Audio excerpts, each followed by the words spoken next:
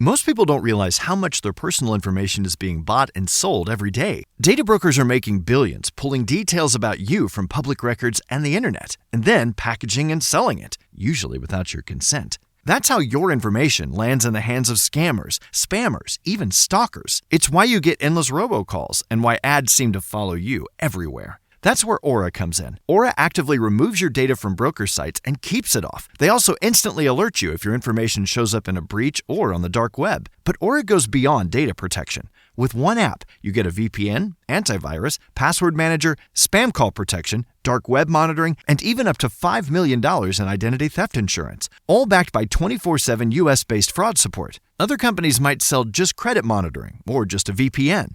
Aura gives you all of it, together, at the same price competitors charge for just one service. Start your free trial today at aura.com/remove. Protect yourself now at aura.com/remove. This is episode 462 of Wheel Bearings. I am Sam Abul-Samad from Telemetry. And I am Nicole Wakeland. And I am Roberto Baldo from SAE International. It's almost like you forgot who you were for a second there, Nicole. I remembered who I was. I just wasn't sure. I just was being me. I'm going to just choose to be me. I am Nicole Wakeland. That's it. Just Nicole Wakeland of the Wheel Bearings podcast. All right. Well, did you drive anything this week, Nicole? I did not. I did not get a car because it was our New England Motor Press Association's Ragtop Ramble. And because I couldn't attend, they did not give me a car this week. Oh, that okay. was my Ramble. That was my you're not coming, you don't get a car this week. Okay. Ramble on. There. Oh, we do. It is a cool event because you drive from Massachusetts up to Maine and you have lobster and clam chowder and blueberry pie and this beautiful, I think it's called the Colony Hotel. And you just look out over the water. It's a really cool drive. You do all the New England things. We do all the New England things. Yes. Pie, blueberry pie because you're in Maine, lobster because you're in New England, clam chowder because you're in New England. Is it all convertibles? The idea is for it to be convertibles, but of course there's fewer and fewer of those. Not everyone has one. So if an OEM has a convertible, generally we'll have it. Even if it's just like for a couple days for the ramble, if it's something that's not normally in our fleet, sometimes they'll give us 50 Miatas. Exactly. But then it's just other cars and they try to give us something fun. We've had some SUVs and very non-summer outdoorsy in the air cars. Anybody bring an old Murano Cross Cabriolet? They're always new. They're always new ones. It's not our cars. It's the OEM cars. Whatever. So you can get you got a Miata, you got the Hummer. There was a BMW, the Wrangler, Bronco and Wrangler, Mercedes SL, probably Mercedes, the BMW something. I have no idea, but I was at the Seltos Drive, which was lovely. But you can't talk about that one yet, right? Yeah. I cannot talk about that one yet. That is embargoed until the 21st, which is Monday. Tuesday. Didn't I drive a Kia Seltos like 6 months ago? I must have driven. Tuesday. It's embargoed till embargoed. Yeah. It's embargoed. It's embargoed till Tuesday. All right. Well, Robbie, what about you? I drove the Mustang Mach-e GT. So the Mustang Mach-e GT is a very fun car to drive, but it is also very for every really cool thing about the Mustang Mach-e GT, there's something just weird or infuriating. And so driving it, really like to drive it. Don't like the fact that I got to go into the screen to change the drive modes though. You got to hit the bit. There's a little picture of the car. So it's like one button to get to that screen, but you still got to go into the screen and then click something else versus just a button somewhere that says drive modes and you can just toggle through things. So I didn't like that. No. It's quick. Our Kia has a button that just says drive mode. It's right on the steering wheel. It's right on the steering wheel. We have the same thumb? thing on it's just bloop, bloop, bloop, easy peasy. I don't, it's for, especially for a car that's supposed to be, for a like fun enthusiast car like that it just seems, I don't know. It's just bonkers that's where they decided to put it. I do like the little tiny dash cluster that they have. behind the wheel. But then like you look to the right and there's that giant flat screen. It's like you're ordering from McDonald's. Yeah. I like that. And you're like, okay, there's a big giant screen. I do like the giant, volume control. And if you tap one of the climate controls, then you can use that to turn your heat up and down. But it's like 2 taps to like do that, or you just keep tapping on the climate control to go, hotter or colder. Which I'm just like, I guess sure you did this. Cool. It's just there's too many things in the screen. It's what it comes down to. There's too many things in the screen. I don't like the idea that I had to explain to people how to open the door. You should never have to explain to people how to open a door in a car. That should be the most basic of things. Everyone should know how to get out. You shouldn't get in or out. Like getting out is fine. Getting in, they have the little button and that little teeny tiny little ledge that you little like just like you grab your little your fingies. Mhm. Yeah, so it's like the seat's a little too high for me, but they want it to be an SUV. They don't want it to fight too much with the Mustang, the sedan, or the coupe if it's a 2-door. Overall, I like the car. I don't like the way okay. A few months ago, Ford said, "Hey, the giant frunk that we're offering everybody? The one we filled full of shrimp that one time." Oh, I remember that. So we're going to take that away because people aren't using it. So we're going to take it away. And if you want it, you got to pay a little extra. It's an option now. So you get a frunk, but you don't get the giant one anymore. Well, guess what I got? You got tiny one without a frunk? I got the tiny frunk that I can't even. There's 2 different sizes? I somehow missed that. No. So for model year 26, they finally replaced the HVAC system in the Mach-e with a heat pump system, and apparently it takes up more room in the front. So they took that space away from the frunk. So the frunk is now like half the size it was, half the volume it was before. Oh God, no, it's not half. It's like a 10% of the volume it was in the one I had. I couldn't stick my backpack that I shove under seats on airplanes constantly. I couldn't put it in there and close the hood.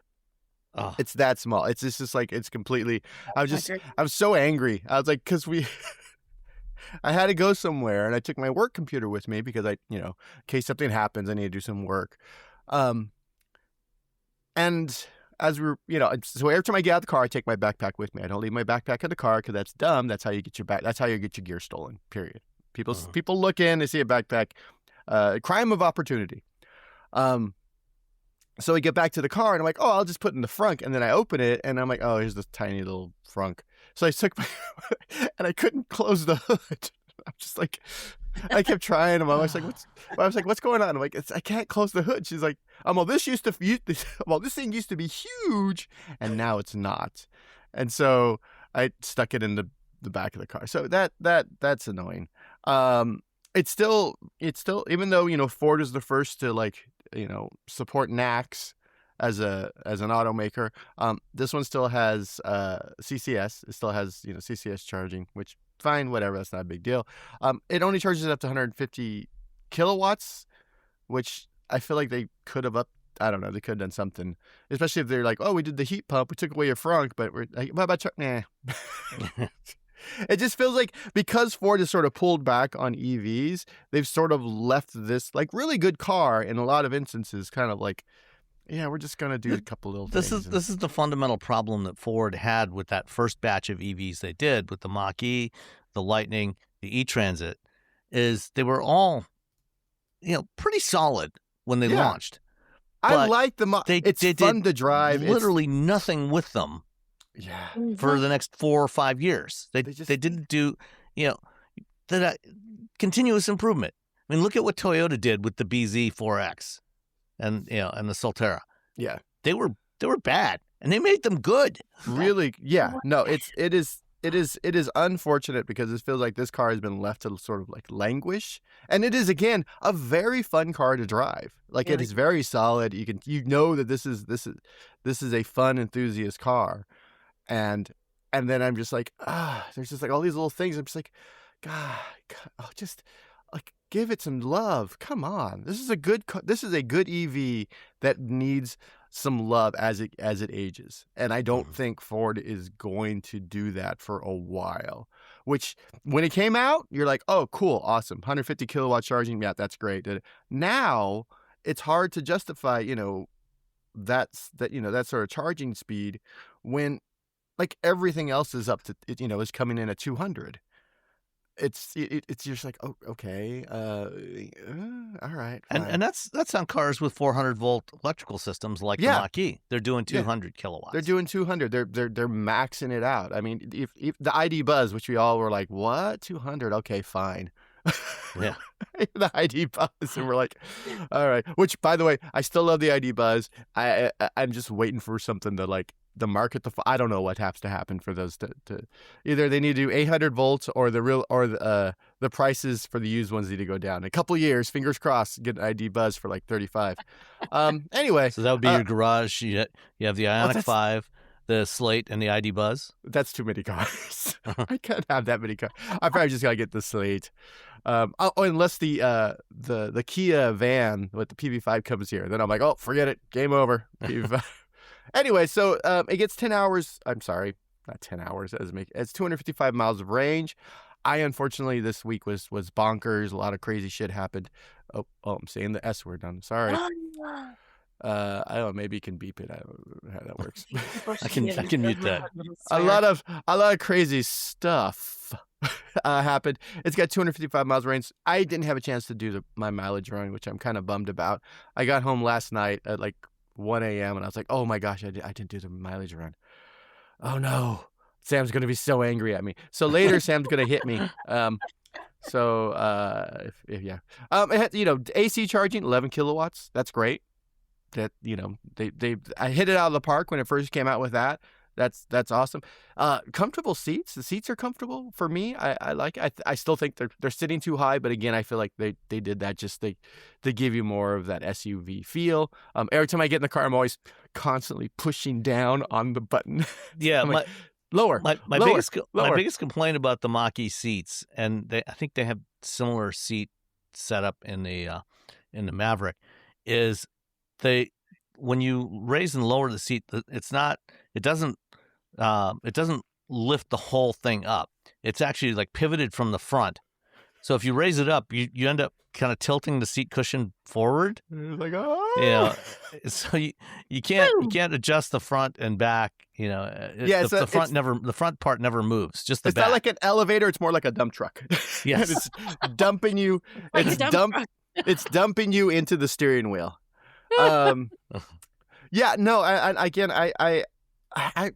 a really fun car to drive, and you get it. It feels solid. It feels planted. It feel like you stomp on the accelerator, and you can feel it's like, I got this.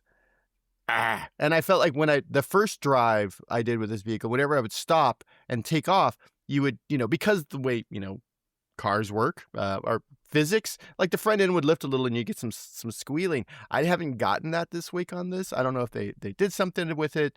It was one of the first things I told them, like, hey, it lifts, you guys, something with, do something with the suspension, do something. And so maybe they've done that, or they've adjusted the torque vectoring in that instance. So it doesn't matter. End of the day, it's a fun car to drive, but it just feels like Ford has sort of like left it to languish, which is really unfortunate, because when you're paying at the base price $53,395, and then by the time with the Mach-e Rally, that's a $4,300 equipment, and it looks cool. It's got those weird wheels, which I don't know the name of. I can't remember the name because Ford's media site is trash. I can't even find the tech specs for it. I go to any other automaker. I'm like, oh, I need tech specs on a Kia EV9, or I need tech specs on. Half the time I go to look for stuff on Ford's site and I can't find it on the media site. Us who need to access that all the time, and I'm digging around on the consumer site saying they must tell the consumer how much horsepower this has. I'm like, why am I having to dig through and pretend to build a car to find this? Front. If anyone from Ford Communications is listening to this, oh my god, let me just repeat: FromTheRoad.com sucks. It's not a media site. Yeah. You're writing, you're writing your little blog posts. Cool. Have Ford from the road, have that, send it out to, people who buy the cars, enthusiasts, whatever. We still need a media site, like a place to get information, or we're going to be hassling you It a sounds lot. like you're making this is a really first world problem, but literally where you can get information on other automakers in about 5 minutes. You have everything you need, every detail, every color, every trim, every price, every package. And half an hour later, you're still trying to find specs in a Ford vehicle. It's incredibly frustrating. Grr. Yeah, I need to know what's the wheel clearance on the clearance on a car. Go to Subaru site, go to Mercedes site, go to Kia site, boom, find it within a few minutes, easy peasy, lemon squeezy. Here it's just hey, you want to hear about how we drove across country in a Mach-e? No, I don't care.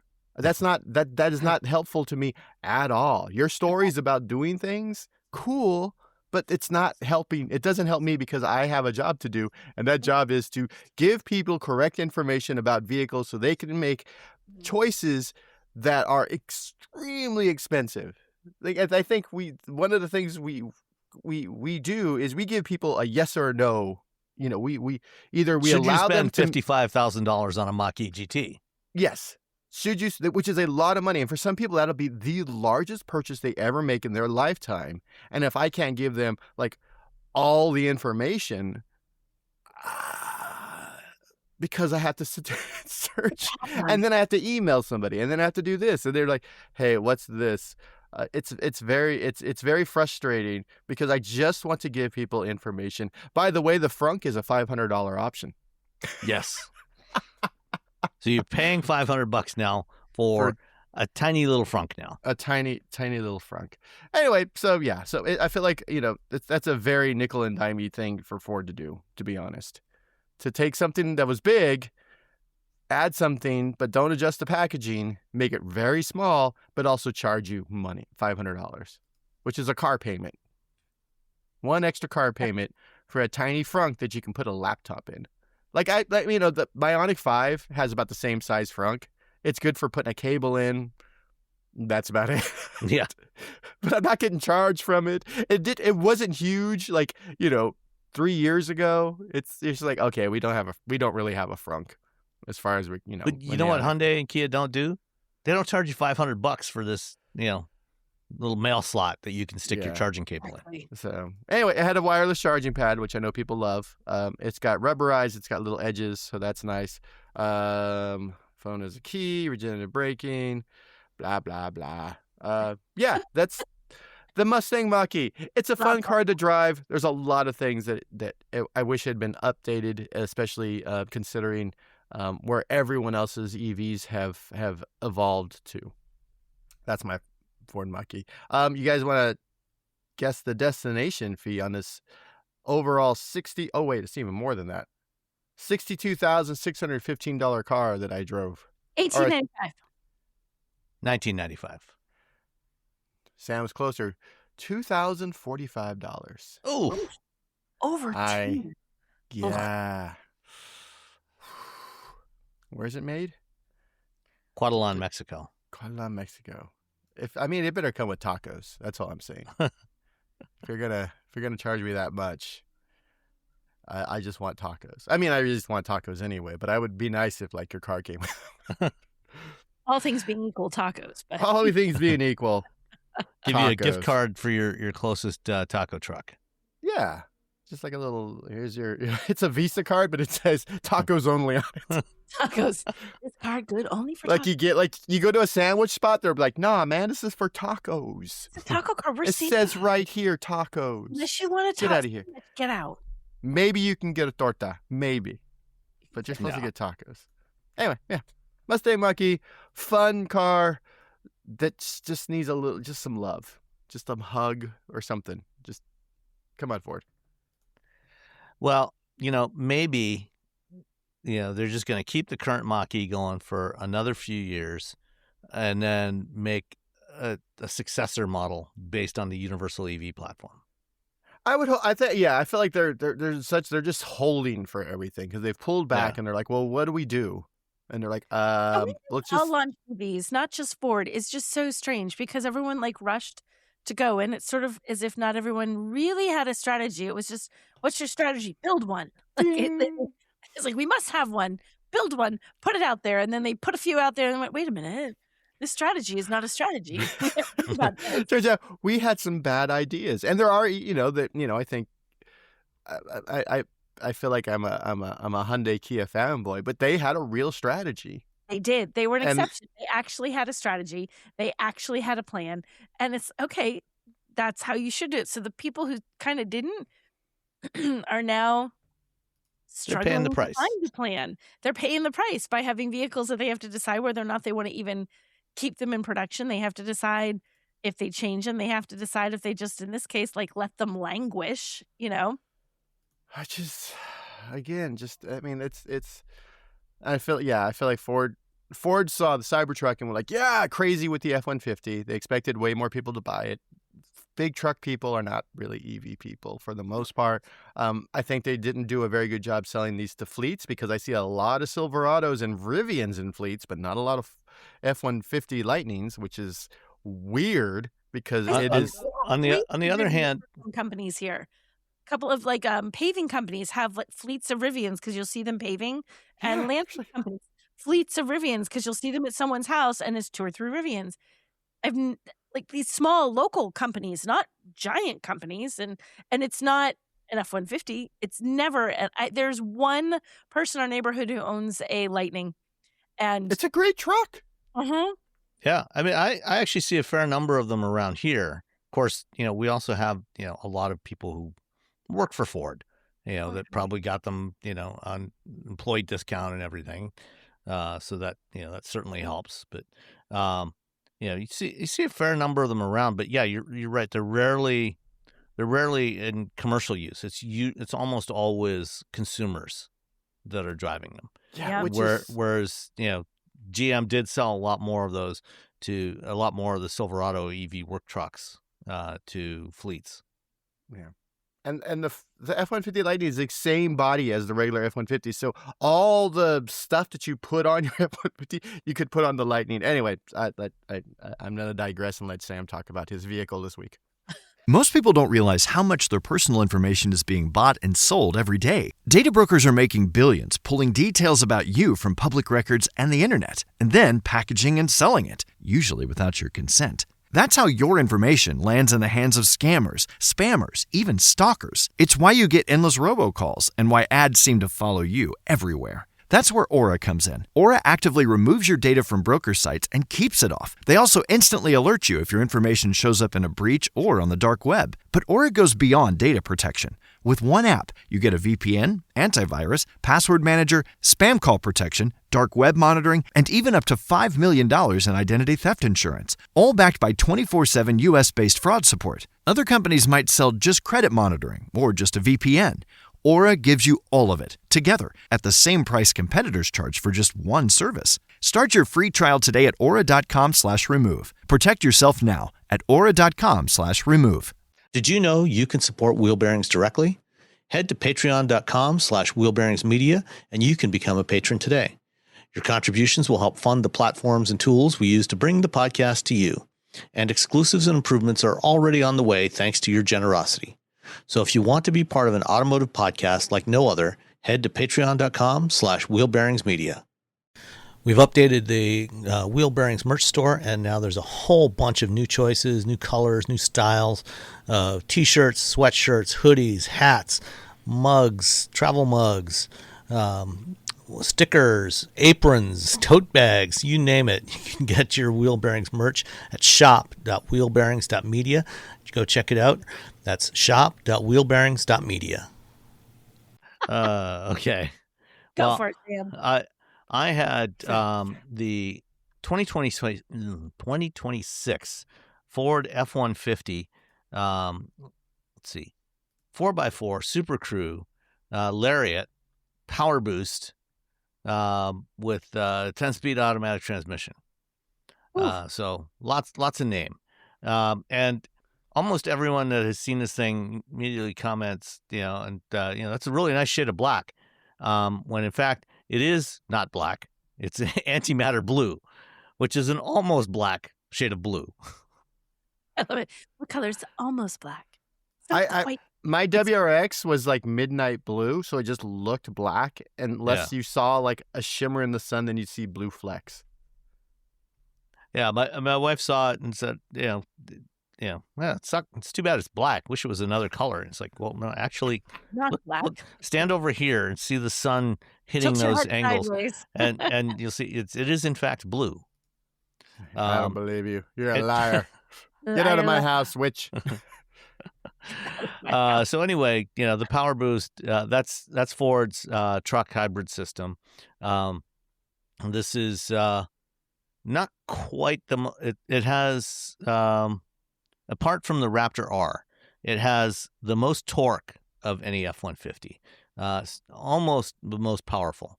So they have the 3.5 liter high output EcoBoost, 450 horsepower, only 510 foot-pounds of torque.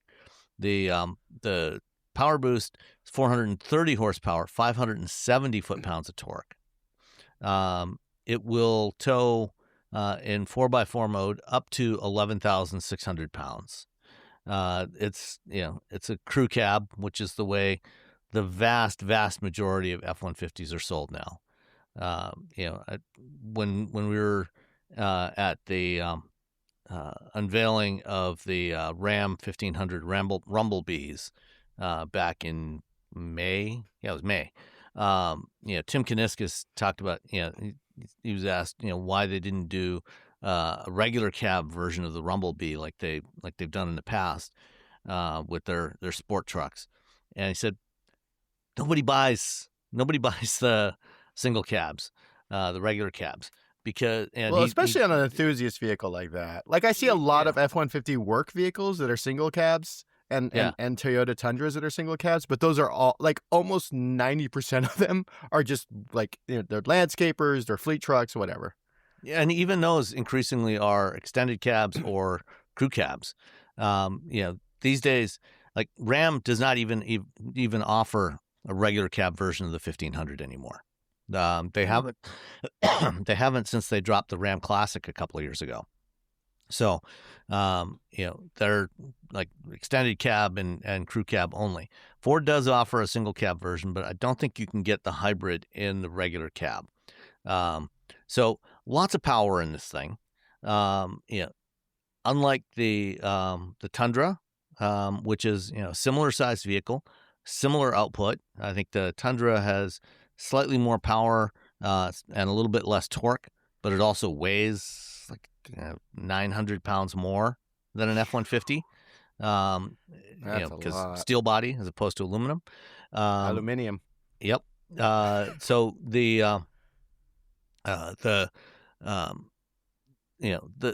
actually gets, not exceptional, but decent fuel economy. It's rated at 23 city and 22 city, 24 highway, 23 combined. And I've been averaging about 22 this week, with a lot of highway driving. And air conditioning turned on because it was hot, or very smoky. And so kept the AC on, and recirculating the air to keep the hot, smoky air on the outside of the truck. As trucks go, it's a good truck. It's like 5.5 foot bed, which is, fairly standard. I think the Ram crew cab, Ram 1500 crew cab is like 5'7". The Silverados are like 5'8". So it's, shorter, but it's fine.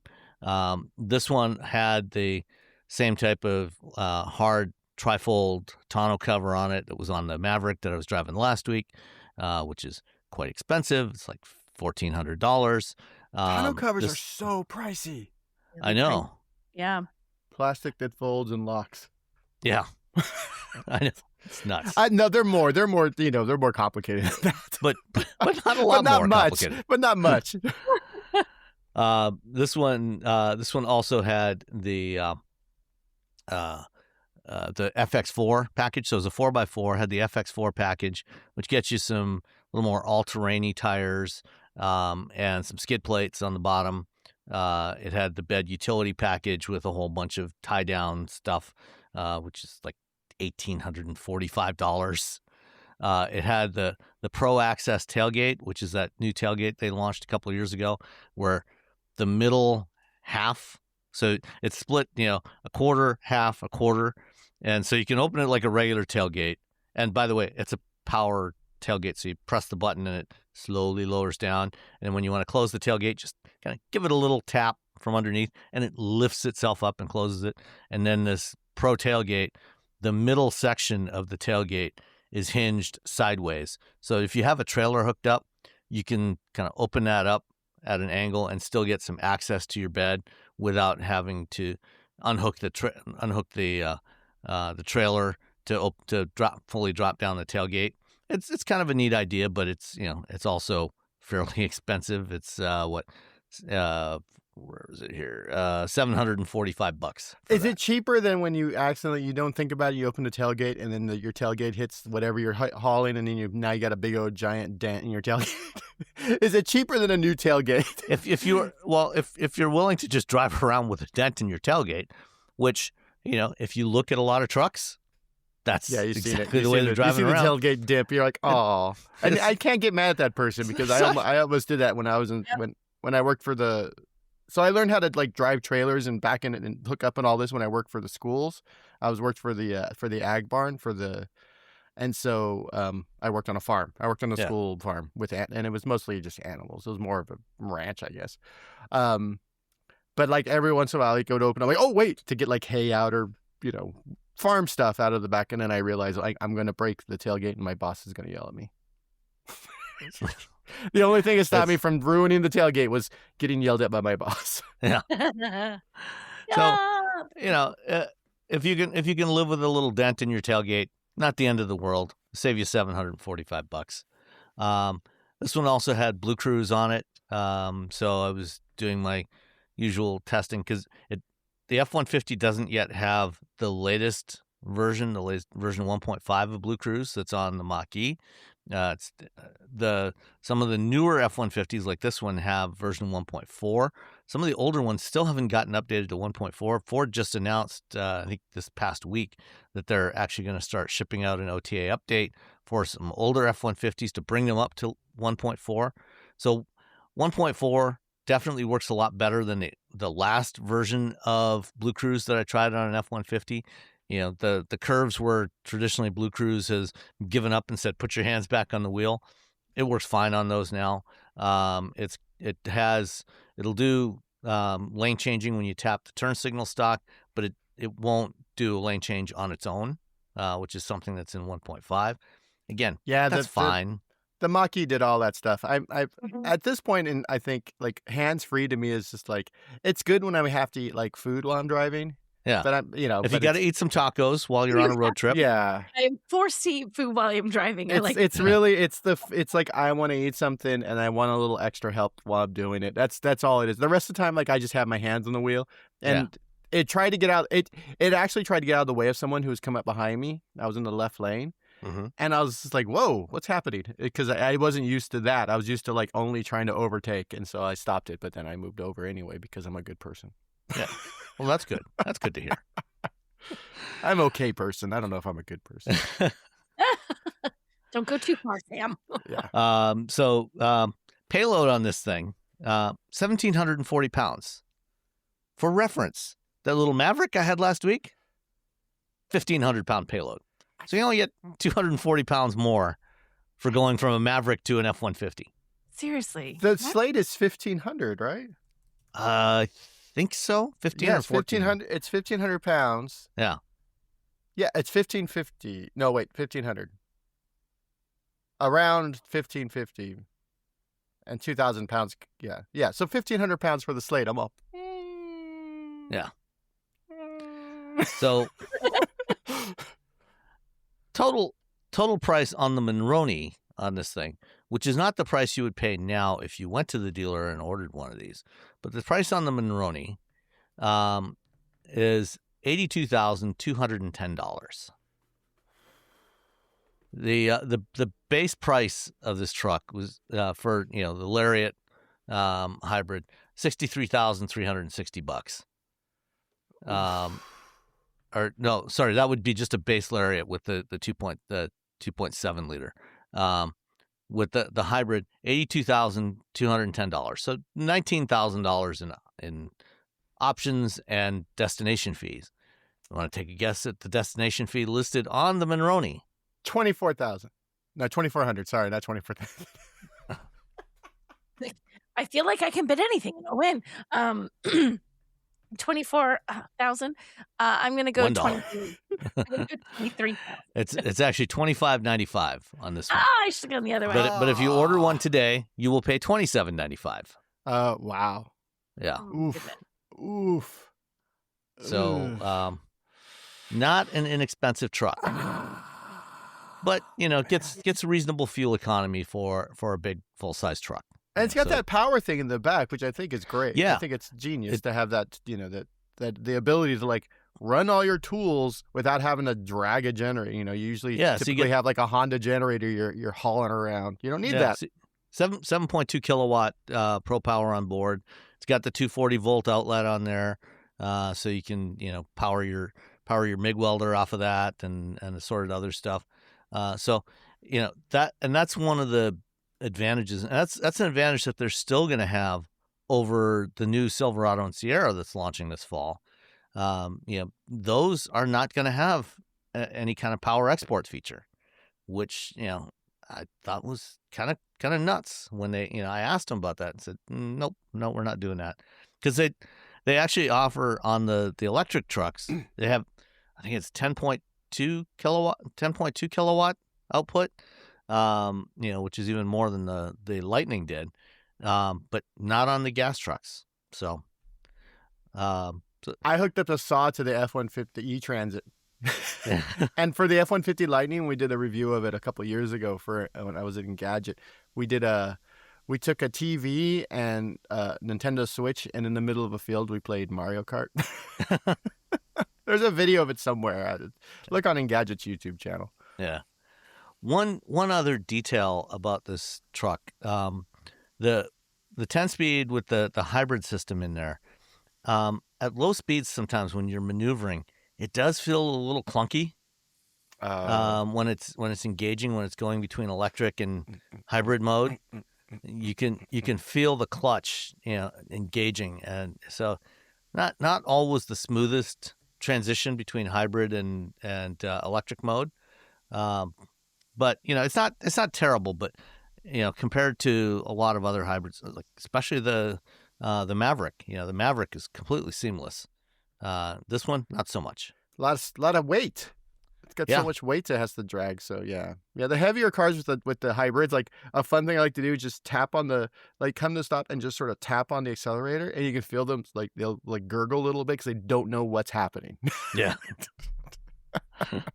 Like, what is this idiot doing? What is this man? Please, sir, please. No one drives like this. I'm like, I'm just doing a test, man. And it's like when we had the Rivian R2, when it has the auto leveling. So if you're camping, like we auto leveled it. R1. We auto leveled it so many times that we wore out. We overheated the whole system, and so you can only drive like 20 miles an hour when it's in that when it's in auto level until it But we had to go up and down like 12 times for video. And then I was doing drive-bys for video. And the car was like, no, man, you got to let this thing cool down. And we didn't really, there was no point in putting it in because that's not, that is a weird extreme edge case. So it's not really something, no one's going to auto level their Rivian 15 times, 10 times in a row, and then go drive on a windy road. Yeah. You don't think? Yeah. And sometimes we do stuff to cars that it'll confuse the car or do something to it. But we can't. It's such an insane edge case because we're doing testing again and again and again and again and again. I know that happened with tech stuff. They're like, well, you wouldn't do it this many times. You've now confused the system because you have done this 18 times. The normal human would do this once every every couple of months. You have it's like, what do you want from me? Yeah. Yeah, it's yeah. Sometimes we do some stuff that like we don't really write about or talk about, to be honest, because it's not fair to the car, because the car was just like, the car's keeping you safe, and it's also like, what are you doing? And it's not relevant that any normal human being would never be doing this kind of stuff. Yeah, they would. Yeah, it's always like weird things that we're doing testing, and especially for video, because you want to do it again and again, and because we wanted like we wanted a wide shot, we wanted a medium shot, we wanted shots at the wheels, we want a shot at the front wheels, we want a shot at the back wheels, we want a shot with this, we want a shot with that, and then by the time we get all these different shots going up and down and up and down and up and down, I'm like, I'm gonna drive off, and the car's like, nah, dude, you got to drive slow now. Gotta wait for the pump to cool down. Yeah, exactly. Problems. Sorry. What are you doing? A good thing about this truck, though, lots and lots of rear seat room, huge rear seat. So it's like riding in a limo. So, and it also has a cookie table, which is the most important aspect of any. Well, that's why I ended with that. That's the conclusion. Yeah. It has a cookie table, so go buy an F-150. I do like the old school like hammer like shifter. Yeah. It doesn't need to have that. They just people like it, and it folds down so you can get the cookie table. So, yeah, you press a button, folds itself down into the console, then you fold out the cookie table. If you stop the car and it's not in park, if you turn it off, it'll automatically move to the park position on its own. Oh, I mean, you hadn't shouldn't do noticed that. Yeah, I did it once. I'll have to go try that. I know people who will turn their car. They'll leave it in park and then they'll just turn the car off. Yeah. Or not, I'm sorry, in drive, and they'll just turn, especially with EVs, they're like, it doesn't matter. And they'll turn the car off. So I'm like, and then one day I actually did it, and I watched it go click, click, click, click, click. But in the olden days, if you had an automatic and you were in drive, if you tried to, the car wouldn't turn off. You're like, what's going on? You're like, I've been sitting here so long, I forgot. Yeah. Yeah, you got to put it in park, and then it'll turn off. So anyway. Yeah, sometimes in EVs, like olden times, like in our EV6, olden time. because it's so quiet. And some EVs you drive, they don't have a stop start button. You just get in and press your foot on the brake and put it in gear, and then you get out. The EV6, you do actually have to shut it down. Sometimes I have pulled into the garage with the car, hit the park button, and it got out. It's like, why is everything still on? It's like, oh, shit, forgot to hit the off button. Exactly. Yeah. Womp womp. All right. So that's the F-150 PowerBoost hybrid Lariat 4x4, FX4. Too much stuff. Too many names. Let's move on. Let's stick with Ford for a minute. So Ford has a new patent that called Start for something they're calling Start Inhibit. They have not yet implemented this on any of their vehicles, but what it does is it allows you to use your Ford Pass app as an inhibitor to prevent the car from starting. Even if somebody gets into the car with the key, they can't start it because you've disabled it through the app, which might be good. If you have teenage drivers that you don't want them going off for a ride in your car, they might grab the key out of the drawer or off the wall or wherever you store your keys, or out of your pocket or your purse. And if you turn on the Start Inhibit, they're not going anywhere. Downside of this, potentially, is if nefarious folks were to get into Ford's back-end systems, they could potentially disable an entire fleet of cars. So my big deal. my issue with this is that it's probably this. If you are in an abusive relationship and you decide to leave that abusive relationship and you leave in this vehicle, the person who is the abuser can stop. If you stop for food or for gas or whatever, that person can turn off your car remotely. So you have to go in. If they're still on your account. Which they likely they are. Abusive relationships really typically the person sort of takes over everything, is very invasive into your life. there is a way to turn off the network connection, but the person who's in this relationship, typically it's a high stress situation. You're like, I'm leaving. Meanwhile, a criminal is going to do a lot of research, and they're going to like say, oh, I can get into this car. I can go in and go here, 4 buttons, turn off network connection. Boom. No one can stop me. I'm king of the Fords. King of the Fords. Yeah. I think for like fleets, okay, you're going to fire a guy like while he's on his lunch break. Dude, you're fired. I'm taking off in the car. No, you're not. But I see this like I think there's I mean, I see why people think this, people will be like, oh, this is a great idea. I see the very real downside of someone trying to a very controlling situation. So that's my 2 cents about this. I think it's, and also if you're, when we bought what did we buy? I don't know. We bought a car, and it was when we got our Kona EV, and they're like, oh, we have a tracker in the car. I'm like, I'm not paying for that. I was like, no, it'll track the car. And I'm like, what do I care? It's not a classic car. If it gets stolen, you know whose problem that is? That's the insurance problem. That's insurance's problem. That's not my problem. I don't care. They're like, but I'm like, no, I'm not paying. So they kept trying to talk it. They got down from like $1,700 to like $150, and I was like, no. But at the end of the day, it's a Kona electric. It's a new car. It's not, it's not a classic car. It's not worth millions that I need to put a tracker on it. And then also the Hyundai app also tracks the car. Will tell you where the car's at if you really want to know. But yeah, it's a new truck. If you have your tools in there, I understand. But you also have insurance. Yeah. Yeah. It's. I mean, cool. Yeah, you can track your. It's to me, it's almost like security theater in some way. Like, hey, you can stop the car, and I'm like, okay. But also with the Ford app, you could probably find the car like I can with the Hyundai app. I don't own a Ford, so I don't know. So you could just be like, hey, police, go there. And then I mean, GM launched this in OnStar in 2008. There's stolen vehicle recovery, where if your car is stolen, you can call the cops and say, hey, my car's stolen, and then call OnStar, and they can basically shut down the car remotely. Yeah. They've had this for almost 20 years. Yeah, so it's I always think of the unintended consequences of stuff like this, and the unintended consequences typically are people, and it's more likely that's there's abusive relationships where people are trying to leave versus like someone stole your F-150. Yeah. Yeah. Speaking down of buying Robbie, new cars, just bringing everyone down again. Yeah.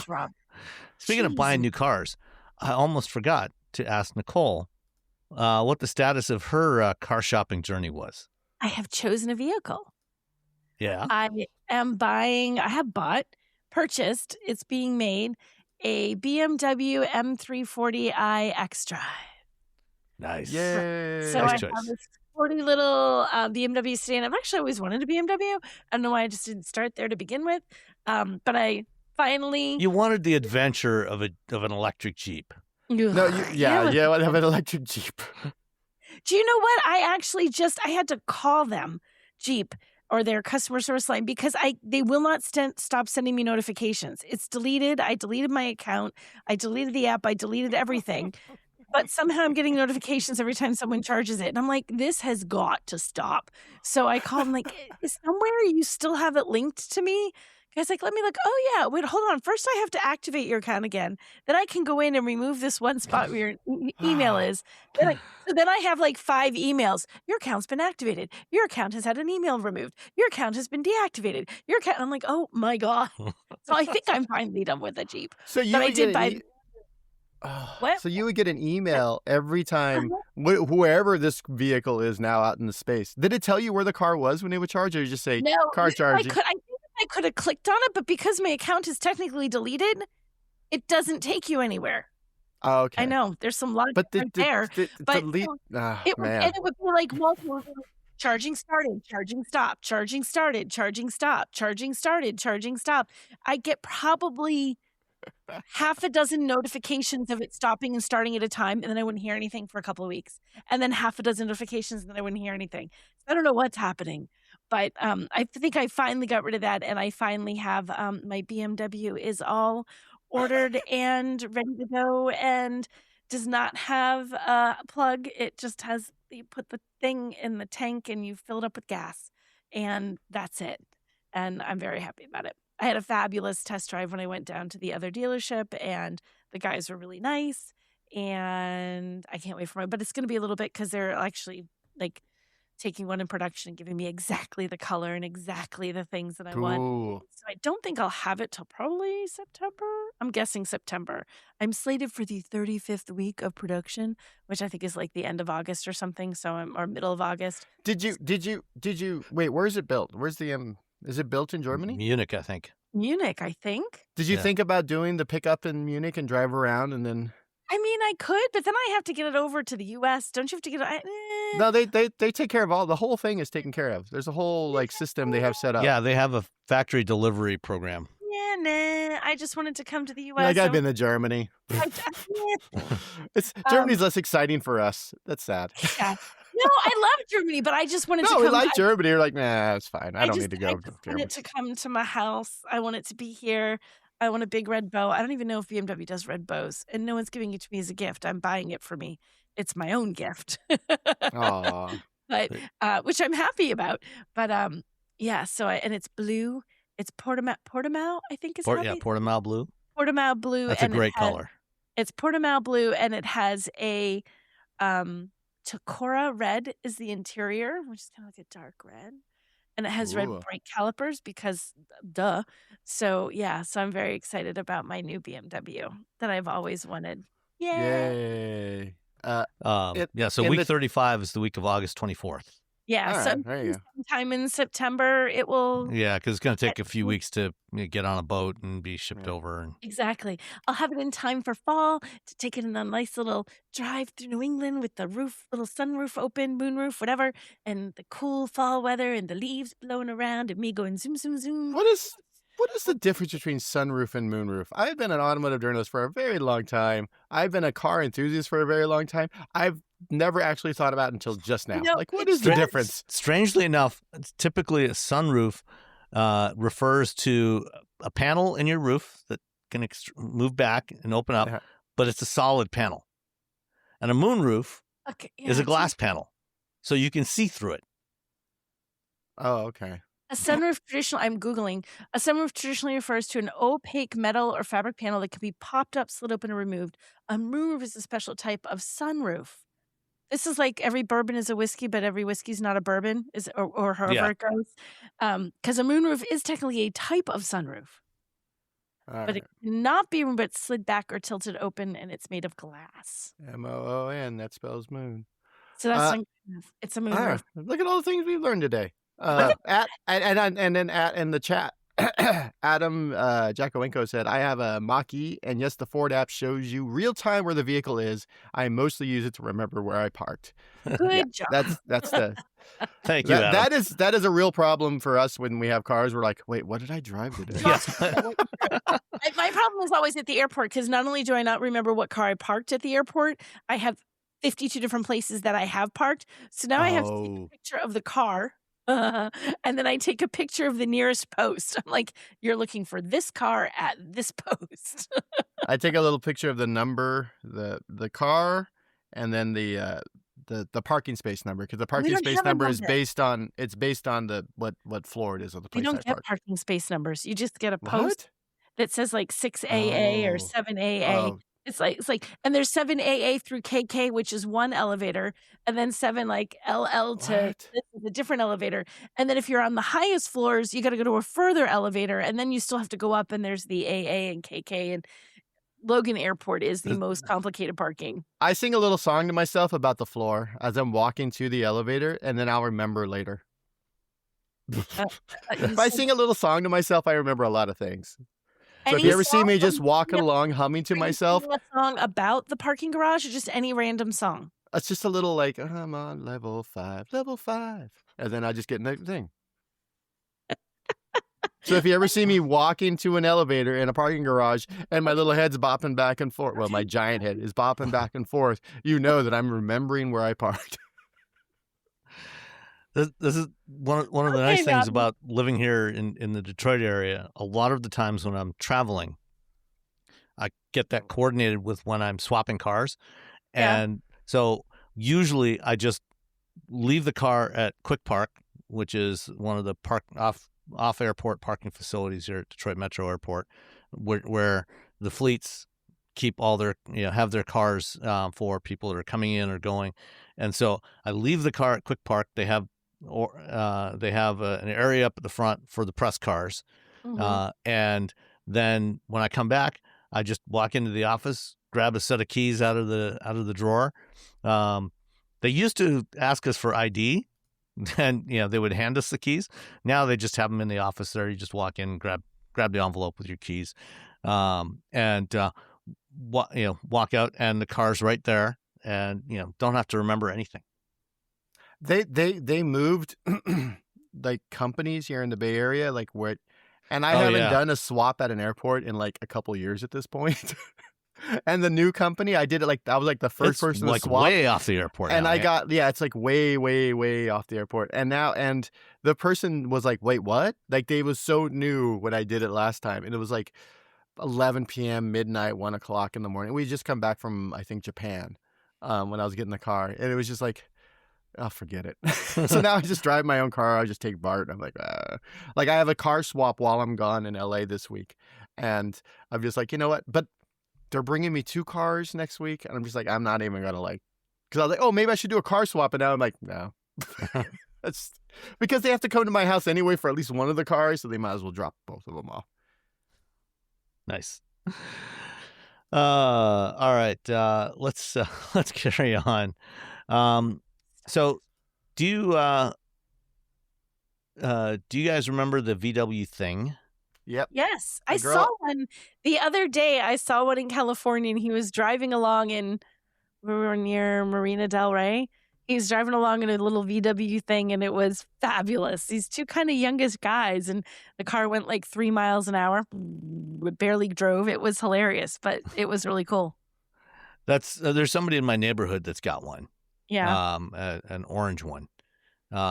So on the Utopian, somebody who writes there called The Bishop has an article, how it's titled, How I'd Redeem Volkswagen with a Revived Range Extended Thing.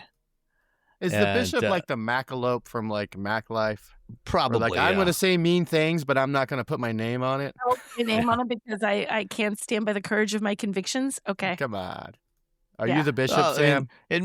No, I'm not the Bishop. All right. Now I feel bad if we're calling out Sam. Sorry, Sam. Actually, speaking of that, there used to be, back in the day, there used to be somebody who posted on Facebook and some automotive media groups that went by the name Otto Blopnik. And it was OTTO Blopnik, and it was the stories were written very much in the vibe of Jalopnik, and kind of snarky, but they were all parodies, and so he would. Whoever this person was, we never did find out who Otto Blopnik was, whether it was male or female or otherwise. But they would write these stories and actually referring to real people, in automotive media or PR, but have a modified version of their name, and the posts were hysterical, and the thing is, some of them actually referenced real behind the scenes stuff that was going on, without specifically naming. And one time, while I was working at Ford, I was actually asked if I was Otto Blopnik because there was stuff in there that I knew about that it was published, and I swear it was not me. I could not write funny stuff like that. I can't write in that style. And that's what I told him. I wish I was, but no, it's not me. I have no idea who it was. Never did find out who it is. I have had some ideas about who it might be, but clearly people in the industry were feeding information to whoever this person was. Whoever it was, Otto Blachnik. Yeah. So if you know Otto, or who Otto was, send us an email at feedback@wheelbearings.media, and we won't out them publicly, but I'd love to know. I think anyway, you don't need to. I mean, it's pretty easy to figure. I'm not going to do this. Yeah. I'm like, hold on, I'll do it. Give me a second, and then I'm like, no, I don't need to dox people. Yeah. Like, don't stop. So anyway, enough of that diversion into Facebook history. Otto, has some pretty cool renderings here of a revived VW thing. So for those that don't know what the thing was, it was based on a Beetle chassis. It had kind of a corrugated metal body to it. And was designed, it came out, after people started making dune buggies based on Beetles, and it was slow. It was kind of goofy looking, but it was fun, and people have a hankering for it. And so the bishop, gives an idea of reviving the thing, but doing it as an EREV. And maybe it could be done using parts from Scout. Maybe That could work. Is it going to have more than the 46 horsepower of the original and something a little more robust than a 4-speed manual? Yeah, I think it would be a little more powerful than the original thing. Yeah. I don't think it is. Yeah. If they couldn't let's to be honest, they couldn't get the Samba right. Yeah. They just, this would like, hey, we're going to do this. And then they get a lot of people excited. Then they make them wait 8 years. And then they bring it out with technology. It's 5 years old. No, I mean, it probably won't happen, but let us know if you think you'd like to see it happen. Yeah. I think it'd be cool. I mean, I doubt it, but I think it would be lovely. More convertible EVs. That's all I care about. Yeah. So last week we talked about the Fiat Topolino officially coming to the U.S. market. And this week there was a story about Abarth possibly creating their own version of the Topolino with a little more power. Because remember, the Topolino is this tiny little 2-seat car. Well, actually, not even really a car. It's electric. Only has a 19-mile-an-hour top speed.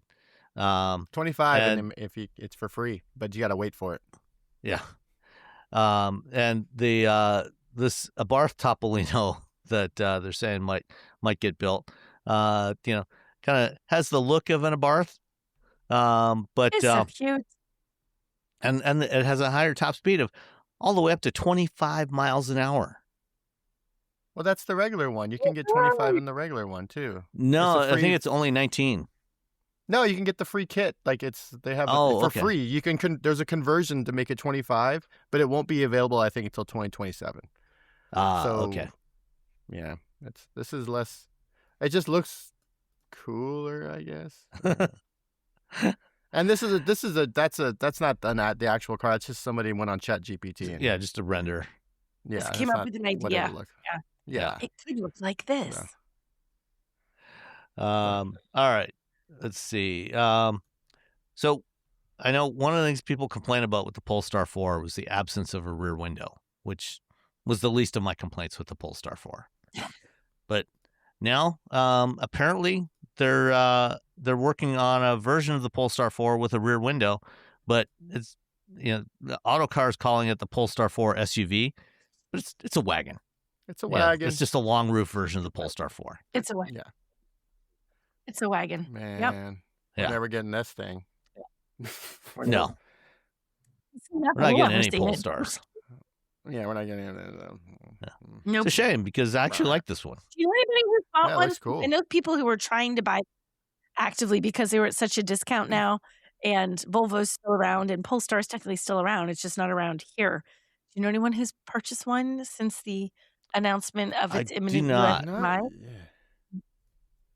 And I I think know they're some knocking people like who are 25 buying grand haven't off. been able to get one. They can't even get one. It's like they're in such high demand. Like demand we Yeah. could have used a few months back, probably is what they're all thinking. But Yeah. Yeah. Yeah, but then Something went Polestar wrong. would have been losing even more money and had more yeah, incentive to get out of the US market. yeah. Um, So and then there's a company called Horse, which is a joint venture between Renault and Geely. So, a few years ago, Renault combined all of their various powertrain units into one business unit. Geely did the same thing over in between China and Sweden with Volvo and all of their other brands, combined those into one. And then they created a joint venture between those two called Horse Powertrain, and they have shown a new range extender hybrid powertrain that is the first of this type to use an axial flux motor. So, there are some vehicles on the road with axial flux motors. They're relatively new. Basically it's a different format of the electric motor, and it's much more power dense. Makes a lot more power. So the AMG GT 4-door EV that I think you drove it, right, Robbie? Or you talked They about let me it? sit in it. I didn't get to Oh, drive you it. They rode let in me it. drive. They drove me around in it, and then unfortunately, like most of the video of me sitting in it just disappeared into the ether. Like it was, yeah. And so stinks. the only part, so yeah. There's a video of me when we were doing a burnout, but there's like a big chunk of video of me in the car talking with the driver, and we're driving around, and it feels really nice, and but it's gone. It's lost in the universe. I don't know. We don't know what happened to it. So anyway, yeah, it's a fun car. according to Horse, the axial flux motor makes 63% more power than a radial flux motor of the same size, meaning a total of 141 horsepower, which is That's pretty a good lot for a hybrid. for a hybrid. That's fantastic. Yeah. We will, of course, not see this anytime in the foreseeable future.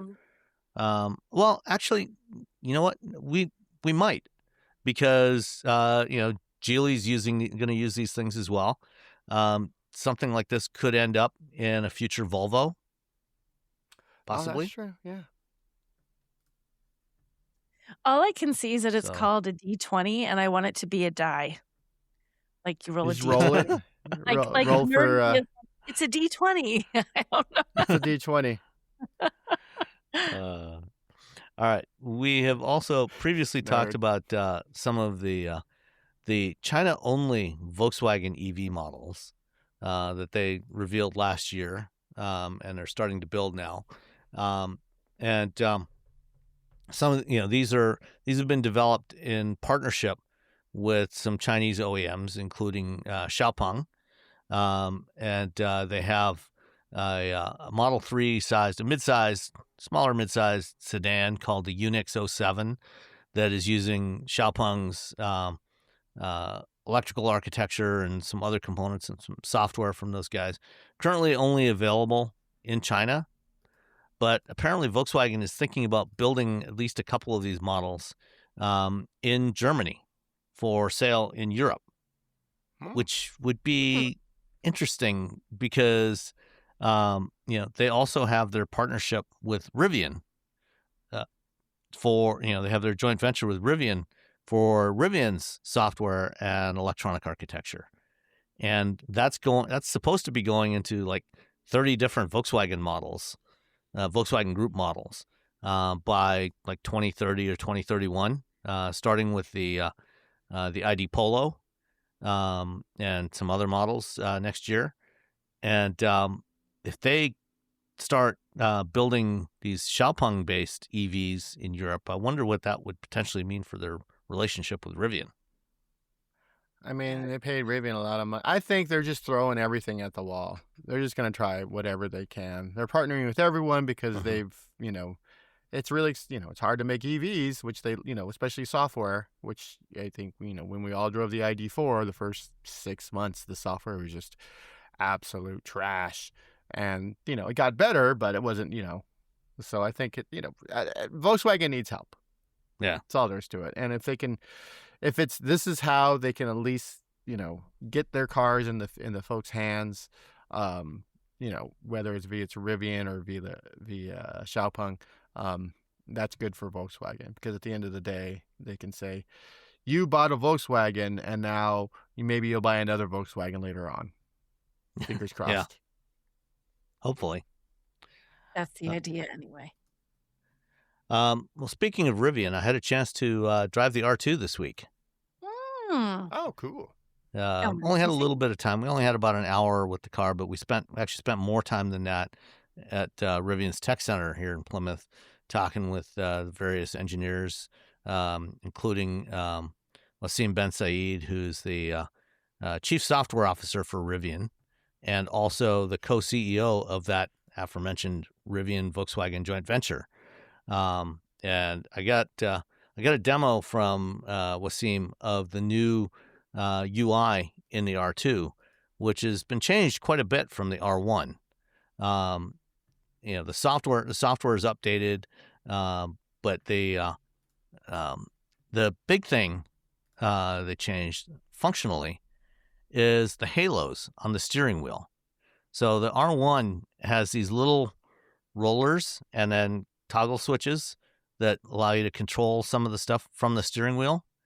But the R2 has what they're calling these halos. So it looks like big round dials embedded in the steering wheel spokes. And at first, it seemed like kind of a goofy idea. But when they explain how these things work, it's actually really neat. It actually works really well. So the halos, you can rotate them with your thumbs, so the edges are knurled. And so you can scroll up and down through lists, and you can have stuff on the instrument cluster. So the R2 has the same 10-inch display in front of the driver and a 15-inch center stack display.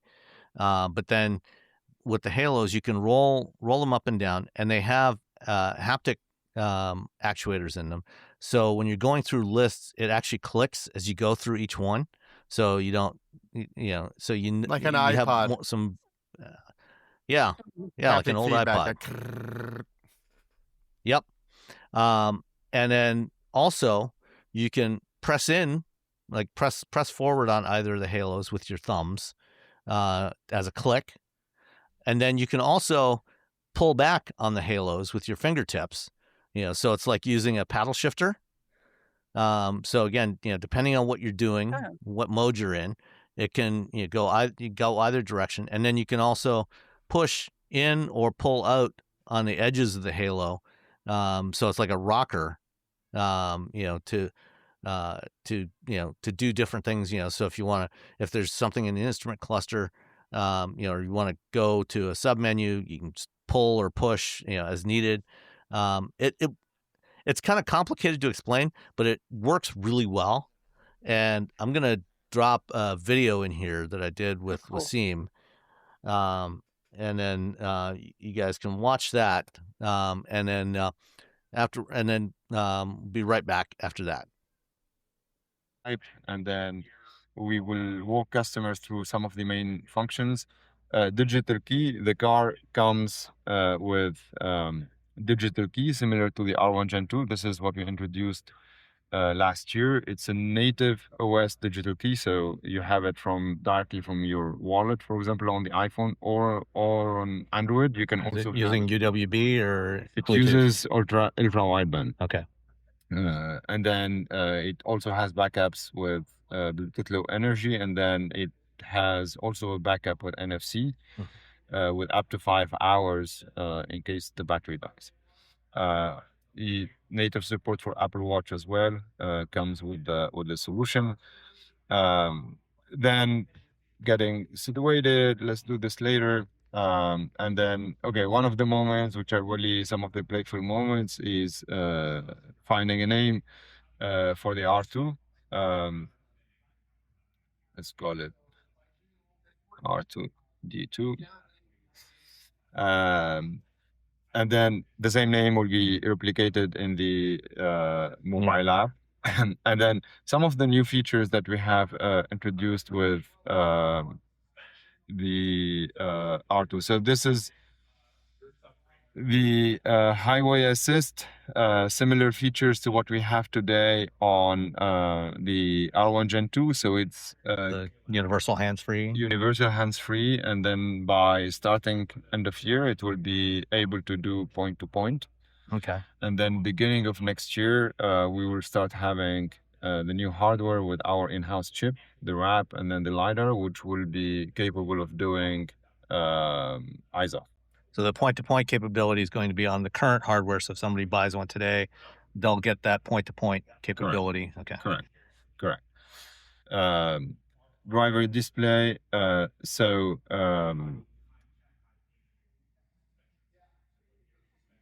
Okay, we'll do this later, and then I'll show you that manually.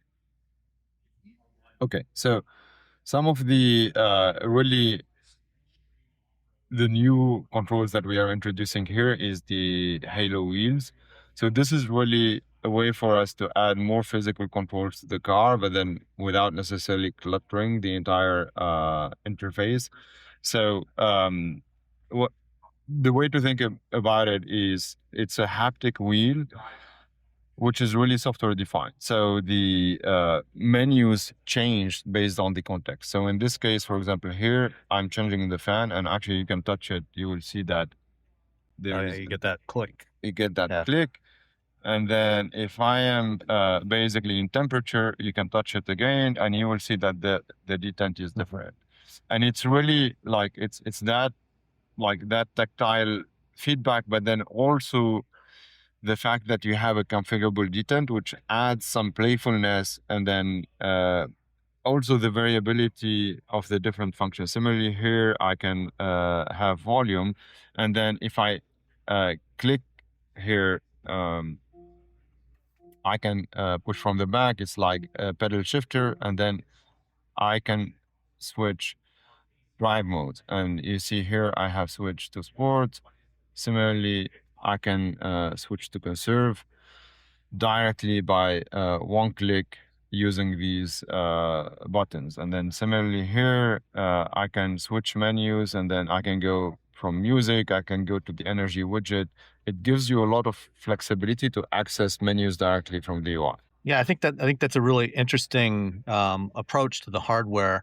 That remains software defined, but gives you that tactile feeling. Exactly. And I think it's probably easier. We'll find out when we drive it, but it seems like it should be easier to use while you're driving without looking at it, compared to having even buttons on the steering wheel. 100%. Yeah, 100%. I mean, that's exactly the idea of like really the solution that we tried to propose here, which is exactly like reduce that cognitive load, make the features easily accessible with just one tap.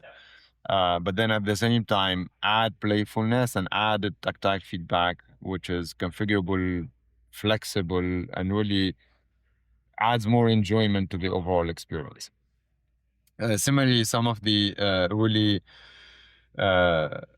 new features that we have in the UI is a redesign. And the guiding principle there is make it easier to access, make it more convenient. So the menu bar on R1 was a horizontal menu bar. Now it's a vertical menu bar, make it closer to the driver. And then we're introducing these flexible floating panels. So this is a panel that I have here as a driver, but then you have the same as a passenger. And actually, I can send it to you. And this gives control to both the driver and the passenger so that they enjoy the experience. And this menu auto configures automatically. If you're in drive, it goes to music. If you're in park, it goes to what we call quick controls. And that gives you access directly so that you can configure things like, for example, the opening the trunk here or opening the tailgate. I noticed the mirror controls are on there. Is that something you can only access while the vehicle is stationary?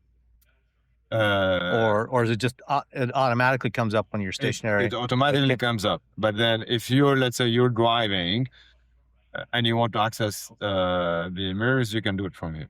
Okay.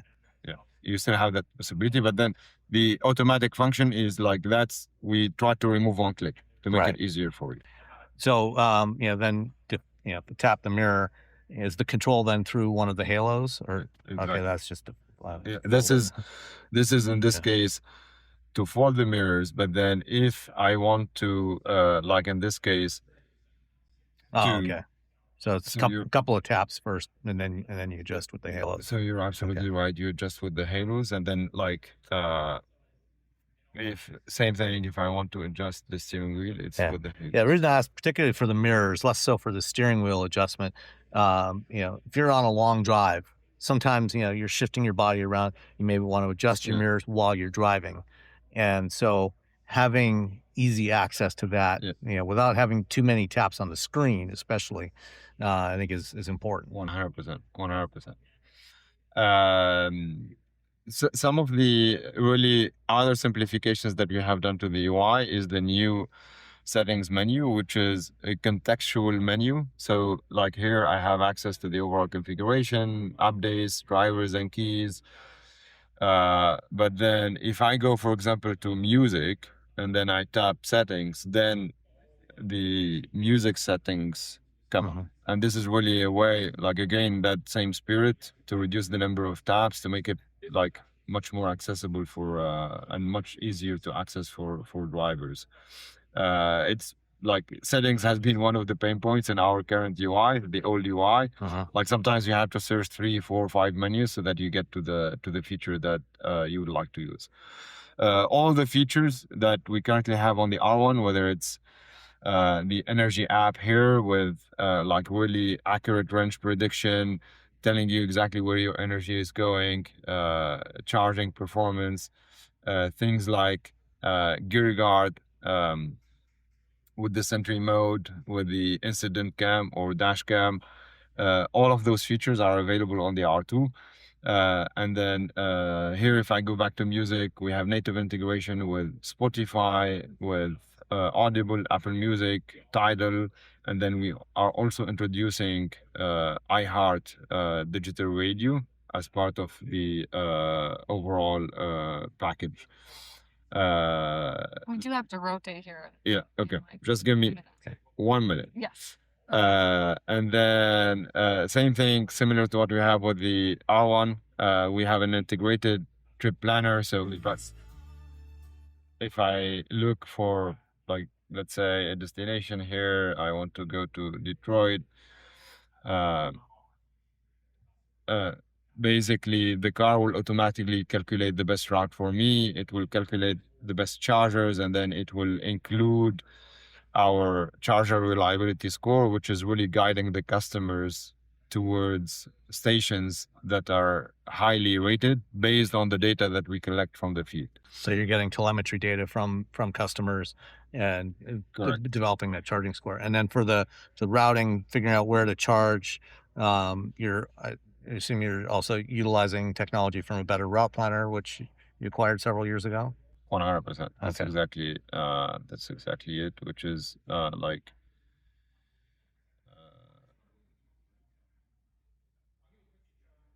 I actually wanted to go to Chicago, not to Chicago Pizza. Probably got to say Chicago, Illinois.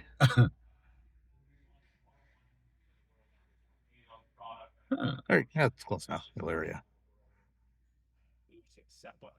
There you go. Okay, all right.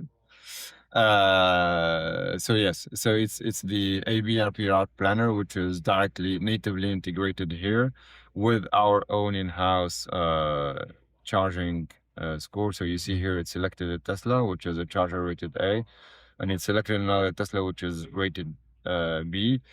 And we configure the route planner in a way where it only picks up stations which are A and B. Everything below, it's not included. And like the whole idea is we only want to guide customers to chargers. Good experience. Work. So we want to remove that entire anxiety. And I'm presuming that between here and Chicago, there are no Rivian adventure stations, which is why they're not showing up. Yes. I want to make sure you don't get behind on the next station. I think all right. Sorry. Okay. Awesome. All right. So hopefully that gives you a little better idea of how the halos work.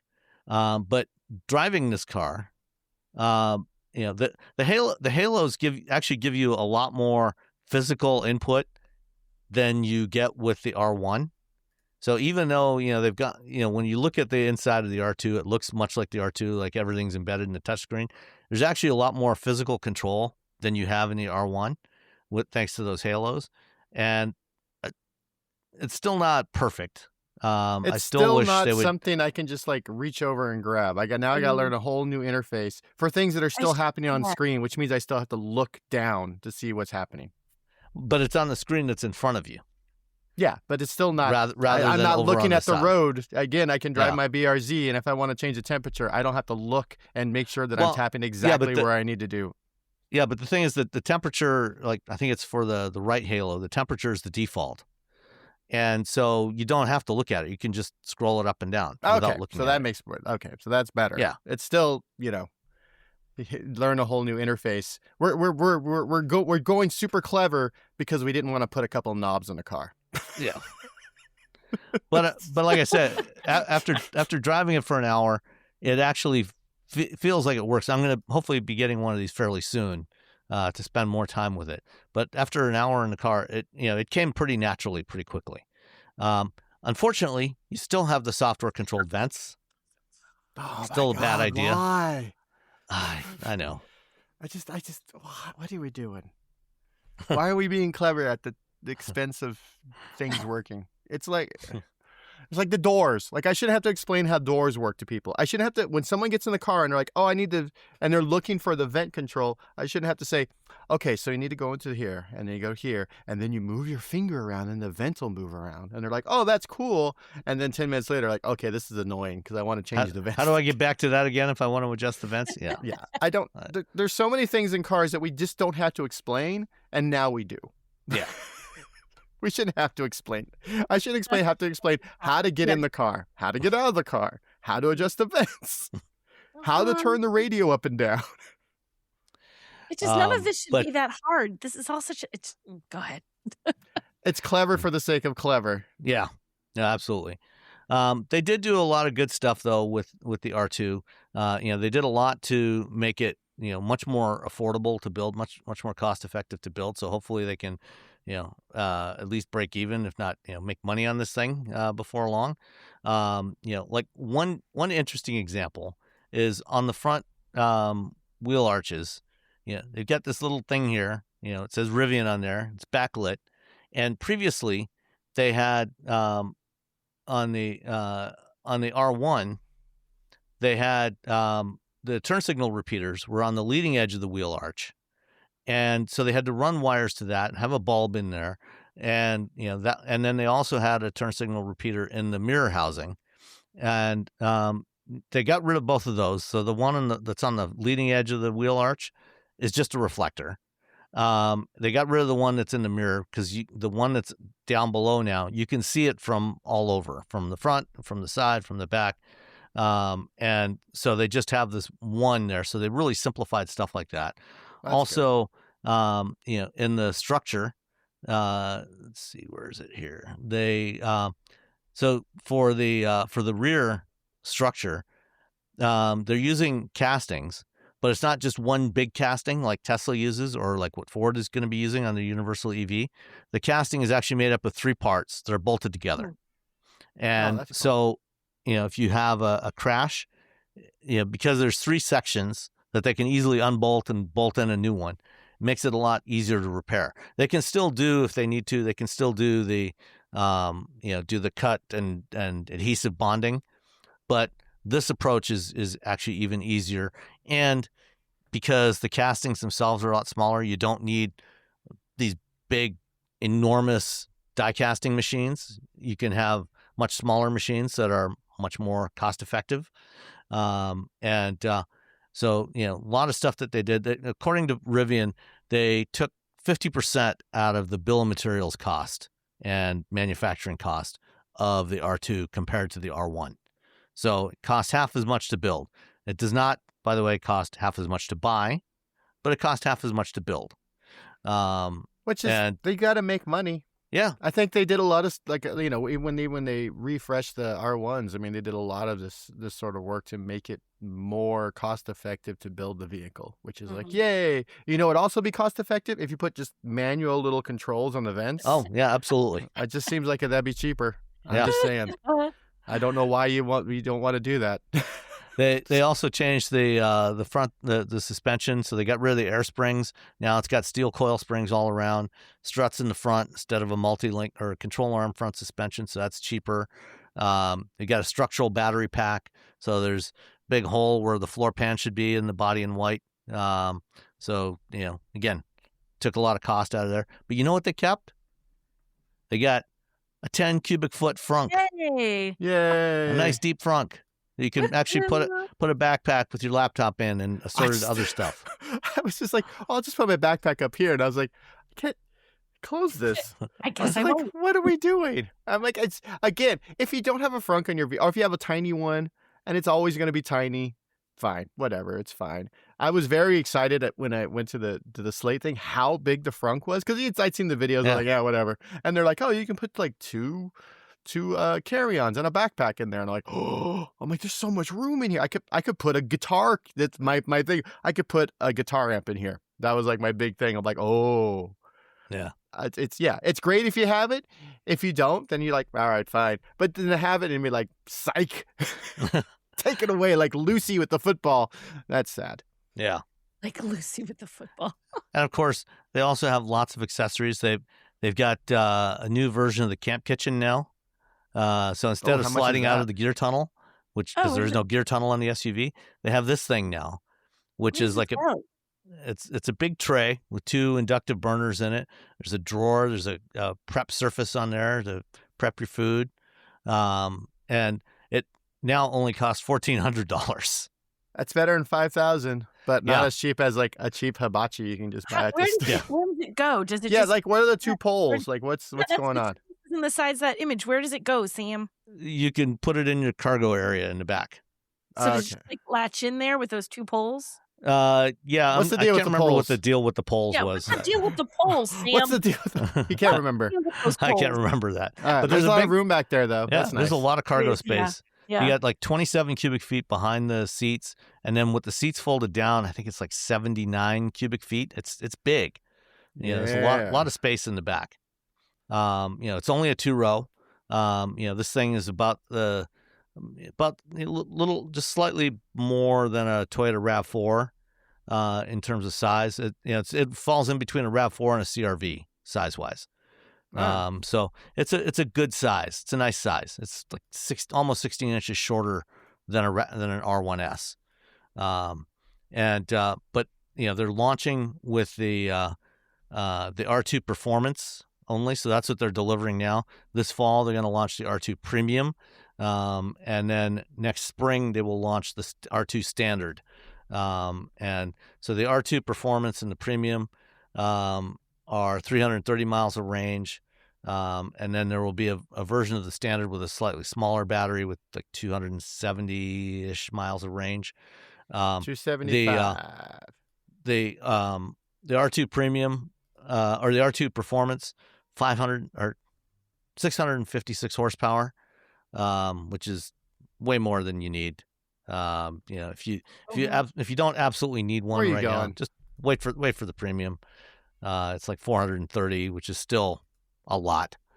So And it's actually really nice to drive. I actually enjoyed driving this a lot more than driving the R1, because the R1 has always felt kind of stiff. The suspension, the ride quality was never great. Mhm. And the R2 is much more comfortable ride, even on the even with the Performance with the 22-inch wheels. The steel spring suspension is much better than the air springs on the R1. It's like 9.6 inches of ground clearance, which again, probably not going to take on the Rubicon Trail, but not many of us do that. For most people, 9.6 is going to be way more than you ever need. yeah, I mean, at 44 for the starting price for the Standard, I mean, 275 miles of range, rear wheel drive. That's a good price for, I think, Rivian. I like to call Rivian the Patagonia of EVs, because it's very fancy outdoorsy stuff. And the problem with the R1 and the R2, beyond like everything being in the screen, was the price. I'm like, these are cool. No way in hell I could ever afford one. Yeah. Well, even in the R2 standard, we didn't get to drive the R2 standard, but they had one in the design studio with the interior that's going to be on that one. The interior is still really nice. Yeah. So in the premium and the performance, you get wood trim, get birch veneer trim on the dashboard and on the doors. On the standard, it's a fabric trim on there, but you still get the same Advantex faux leather stuff everywhere, and it still feels really even at that 45,000, actually like 46-ish with destination and everything. It still feels way more premium than Teslas that cost twice as much. Yeah. And the rear window slides down, so you can put your surfboard back there, which I'm like big fan of. I need to start surfing again. Yeah, so you can drop down the rear window, and then there's a wiper for the rear window as well, which is embedded in the top surface of the tailgate. That's cool. That's clever. Yeah, I don't have a picture of it here, but it's a pretty cool design. So this vehicle looks really promising. As long as they can build them and not mess up too much, I think it'll do okay. Yeah, I know a lot. A lot of people are excited about the R3, which is we don't even have a timeline really yet, sort of, kind of. Yeah. But probably more like 2028. Yeah, but I think at 45 again for a starting, it's 46, so 50,000 for even the R2 even the performance with the launch package, which is basically loaded. It's got everything on it. It's like $60,000 all in, including destination. So yeah. And it's got a light. It's got a flashlight in the door. So yeah, the flashlight comes standard on the premium and the performance. It's not on the standard. You can also swap that with a portable battery pack that can also serve as a hand warmer. So it fits into the same slot in the back edge of the door. That's cool. Yeah, so you get like a cylindrical hand warmer. Does it have electric doors? Yes, it has electromechanical latches. Why? I know. What are we doing, people? Stop. I know. Just mechanical doors. Just I don't want to explain. Okay, hit the button. It'll let you out. Yeah.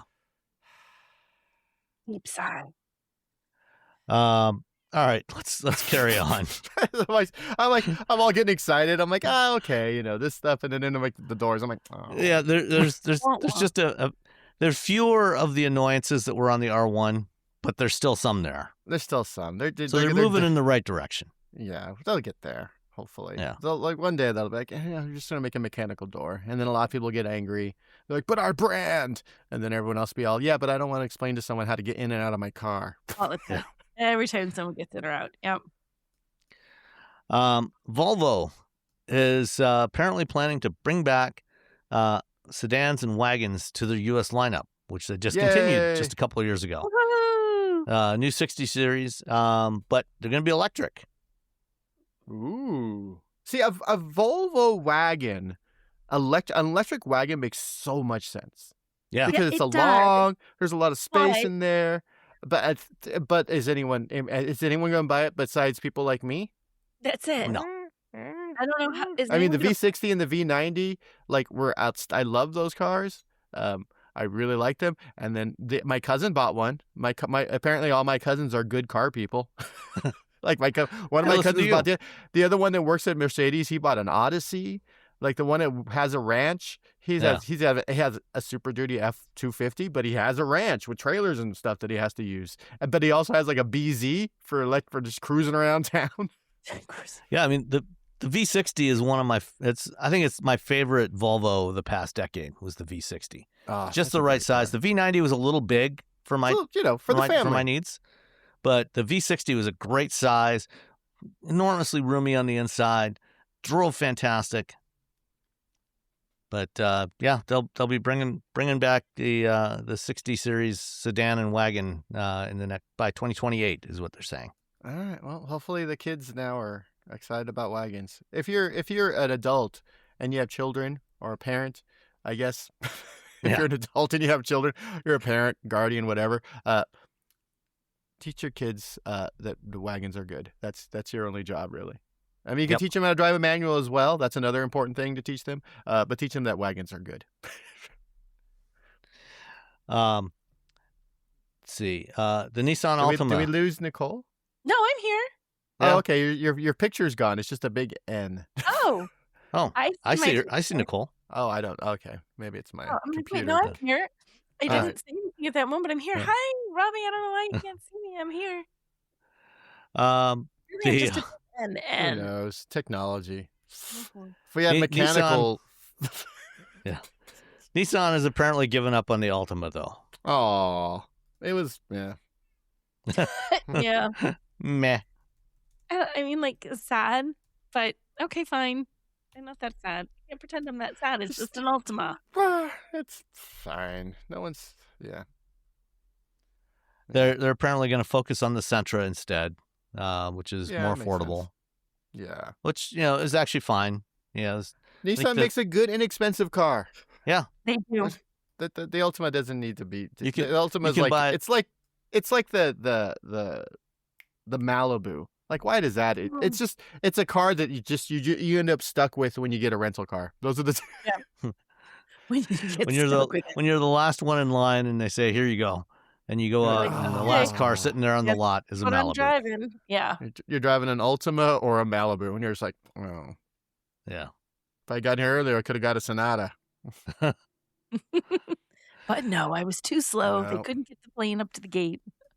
Yeah. Yeah, so far this year, Altima sales are down 32% compared to last Wow. year. And so they're going to focus on the Sentra instead. And, you can get a decently equipped Sentra for under 25 grand. So, Nissan makes a good inexpensive car. If you're looking for a first car or a second car or a car for your kid or whatever, or you just need an inexpensive car, man, check out those Nissans. They'll Yeah. surprise you. they're Nissan, not bad at they'll all. surprise you. I don't know if that's what they want to do with their marketing That's budget. not what they're going for, but that's what they got. Nissan, it's better. Do you think? Let's see. North of the border, well, actually, if you go to Detroit, it's actually south from Detroit. Which is bonkers. If you, Yeah. yeah. Anyway, in Canada, we talked previously about them doing a trade deal with China earlier this year, which would allow Chinese companies to bring in up to 49,000 EVs a year into Canada. And then, longer term, they want to get them to start building cars in Canada because, they realize that under current U.S. trade policies, eventually all of the U.S. automakers are just going to pull up stakes and just move their production to the States. So some of the first Chinese EVs coming to Canada, Chery, BYD, they've both said they're going to do it. And Dongfeng this week has also been showing off what they plan to launch in Canada. So they've got a site set up for Dongfeng Canada, which has 6 models, 3 of which are plug-in hybrids, 3 are EVs. And, part of that deal with China is that half of those 49,000 a year that they're allowed to import have to be priced under $35,000 Canadian, which is about 25,000 US. And so that's a 2 of the pretty 3 nice deal. EVs that Dongfeng is showing are sub 35,000 Canadian cars. There's the Box 01 EV, the Vigo EV, and then there's the E Prime 007, I think is how you say it, which is a midsize sedan. The Box 01 is a little hatchback about the size of a Hyundai Venue. The Vigo is almost the same size, almost identical in size to a Nissan Kicks. And then the sedan is a little bit larger. But the Box 01 and the Vigo are going to be, sub $25,000 US. Cool. With Wow. up to 430 kilometers, so about 270-ish miles of range for the Box, and the Vigo's about just shy of 300 miles of range. Pretty decent looking little cars. It looks like but it's also like very Japanese where there's no buttons inside. Yeah. Well, that's the way a lot of Chinese stuff is. I'm sorry, Chinese, not Japanese. Yeah. No, It does look good. Well, though. these are Chinese cars, so you would expect them to be kind of Chinese-like. Here's the Box 01. Pretty basic, but cheap, and I think Canadians will go for them. And I want to then buy there's the that will get me to buy an electric. Yeah. Here's the Vigo, aka the Hyundai, yeah, the Kia. This is the Kia Vigo. yeah. Look at the lights on that. Exactly. That is a It Kia. does have a very Star map current lighting. generation Kia vibe to it. Yeah, it does have a very Kia. The Kia Vigo. Yeah. I'm looking at the pay on Jalopnik, and one of them is the E-Pi 007. Yeah, I saw that E-Pi 007. That's the one that comes equipped with like the caltrops that go shooting out the back and the oil Pew, pew, slick. pew. Yeah. Thank you for the sound effect. Exactly. And what the I- M Hero 2 looks cool. And the Volvo, all these cars are pretty cool. I know they There's do. like look there's like a photo. The M Hero is a plug-in hybrid, 505 kilowatts, so about almost about 650, 670 horsepower, but 800 miles of combined range. Cool. Yeah. Oh, sorry. I was And there's out also late the E-Prime watching music. 008, which is a Oh, minivan-ish thing. The minivan. Yeah, that looks cool. Yeah, And the Canada's getting Voya Dream, which is more of a Voya luxury minivan, like the Toyota Alphard and Yeah. Nissan Elgrand and things like that. There you go. Yeah. Yeah, Canada. So the Canadians are gonna get to get some decent cheap Chinese EVs, but what they won't be able to do if some U.S. politicians have their way is drive them across the Gordie Howe Bridge, which is finally going to open. Is Gordie Howe a hockey person? Yes, Gordie Howe is a Canadian-born hockey player who became famous playing for the Detroit Red Wings. So they call him Mr. Hockey. At one point in the 1980s, Gordie and two of his sons were all playing for the Detroit Red Wings simultaneously. Oh, that's sweet. You could carpool to work. Yeah. Yeah, Gordie Howe played professionally until he was like, I think he played his last professional game when he was like 60, 61. He played across 4 decades. That's crazy. Yeah. I am 50. Well, hell, what year is this? I'm 52, and the idea of getting on a hockey rink. I mean, I would do it, but not professionally. Yeah. Like, I can still do a lot of the things I did when I was in my 20s, but I'm also taking some Advil at the end of the day. Yeah. So the Gordie Howe Bridge, they pretty much finished the bridge about a year ago. And then they've been going through, various commissioning activities. And they had finally scheduled an opening for it a month ago. And somebody in Washington decided, no, we don't want the bridge to open because that person had gotten like several $1 million campaign donations from a guy named Matty Maroon. The Maroon family owns a trucking business and a sort of other stuff. They also happen to own the Ambassador Bridge, which is the existing bridge between Detroit and Windsor. And for the last 25-ish years, the Maroon family fought tooth and nail to prevent a second bridge from being built between Detroit and Windsor. Because they own the bridge. Yeah, because they own the bridge, and so they had a monopoly on the tolls. The only other way to get between Detroit and Windsor was through the tunnel, and trucks can't go through the tunnel. Tunnels, because, Yeah, and so the Ambassador Bridge, is privately owned, and they charge, like for trucks, for heavy trucks, they charge a toll of $27 per axle, which is outrageous. Axle? Per axle. That's like Japan prices. Oh Yeah.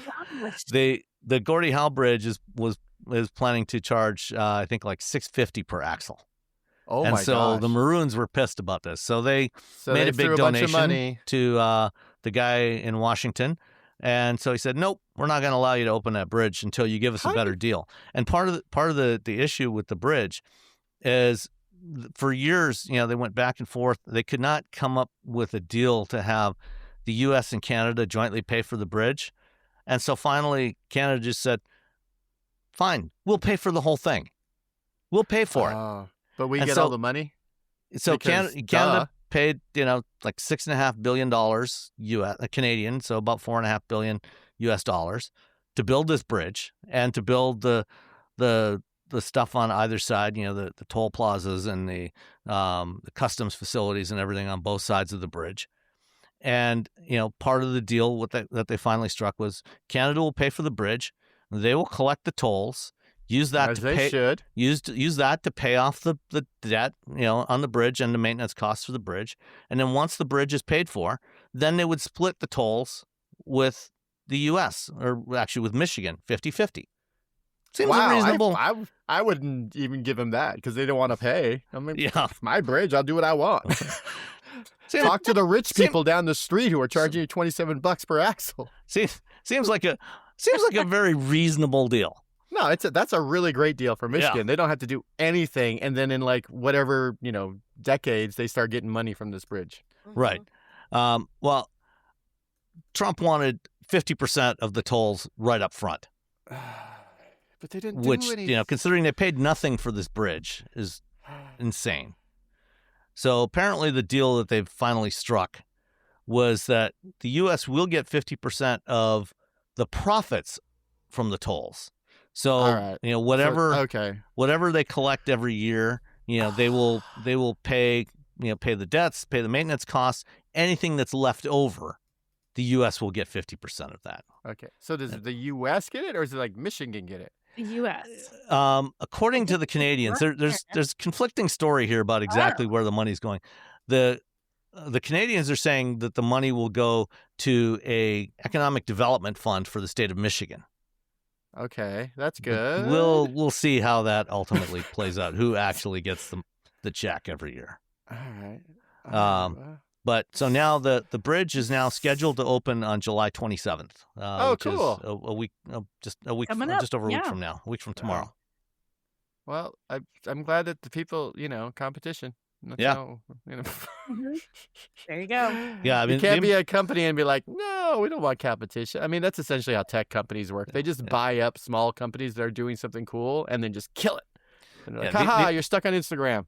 The Ambassador Bridge is 100 years old, and the Maroons have not spent very much money to maintain it. Yeah. But they're getting all that money. They're making bank. Yeah. Man, they are. No wonder they're so. Well, there you go. Well, but now we got the Gordie Howe.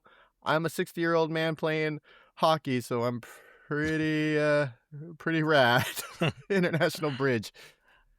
And then GM, which is one of the partners in Iona. Have you used an Iona charger yet, Robbie?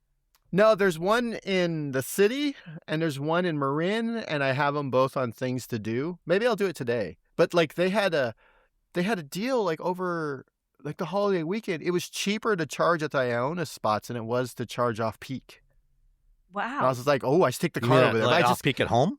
Yeah. Then Wow. well, we pay a lot. Remember, my Yeah. off peak is 35 cents Yeah. per kilowatt hour. Oof. Yeah. So they Another were reason charging not to live in 31. California. Yeah. Well, it's fine. I still love California, even though Yeah. it's like Disneyland. You got to pay a lot, but once you're inside, it's a party.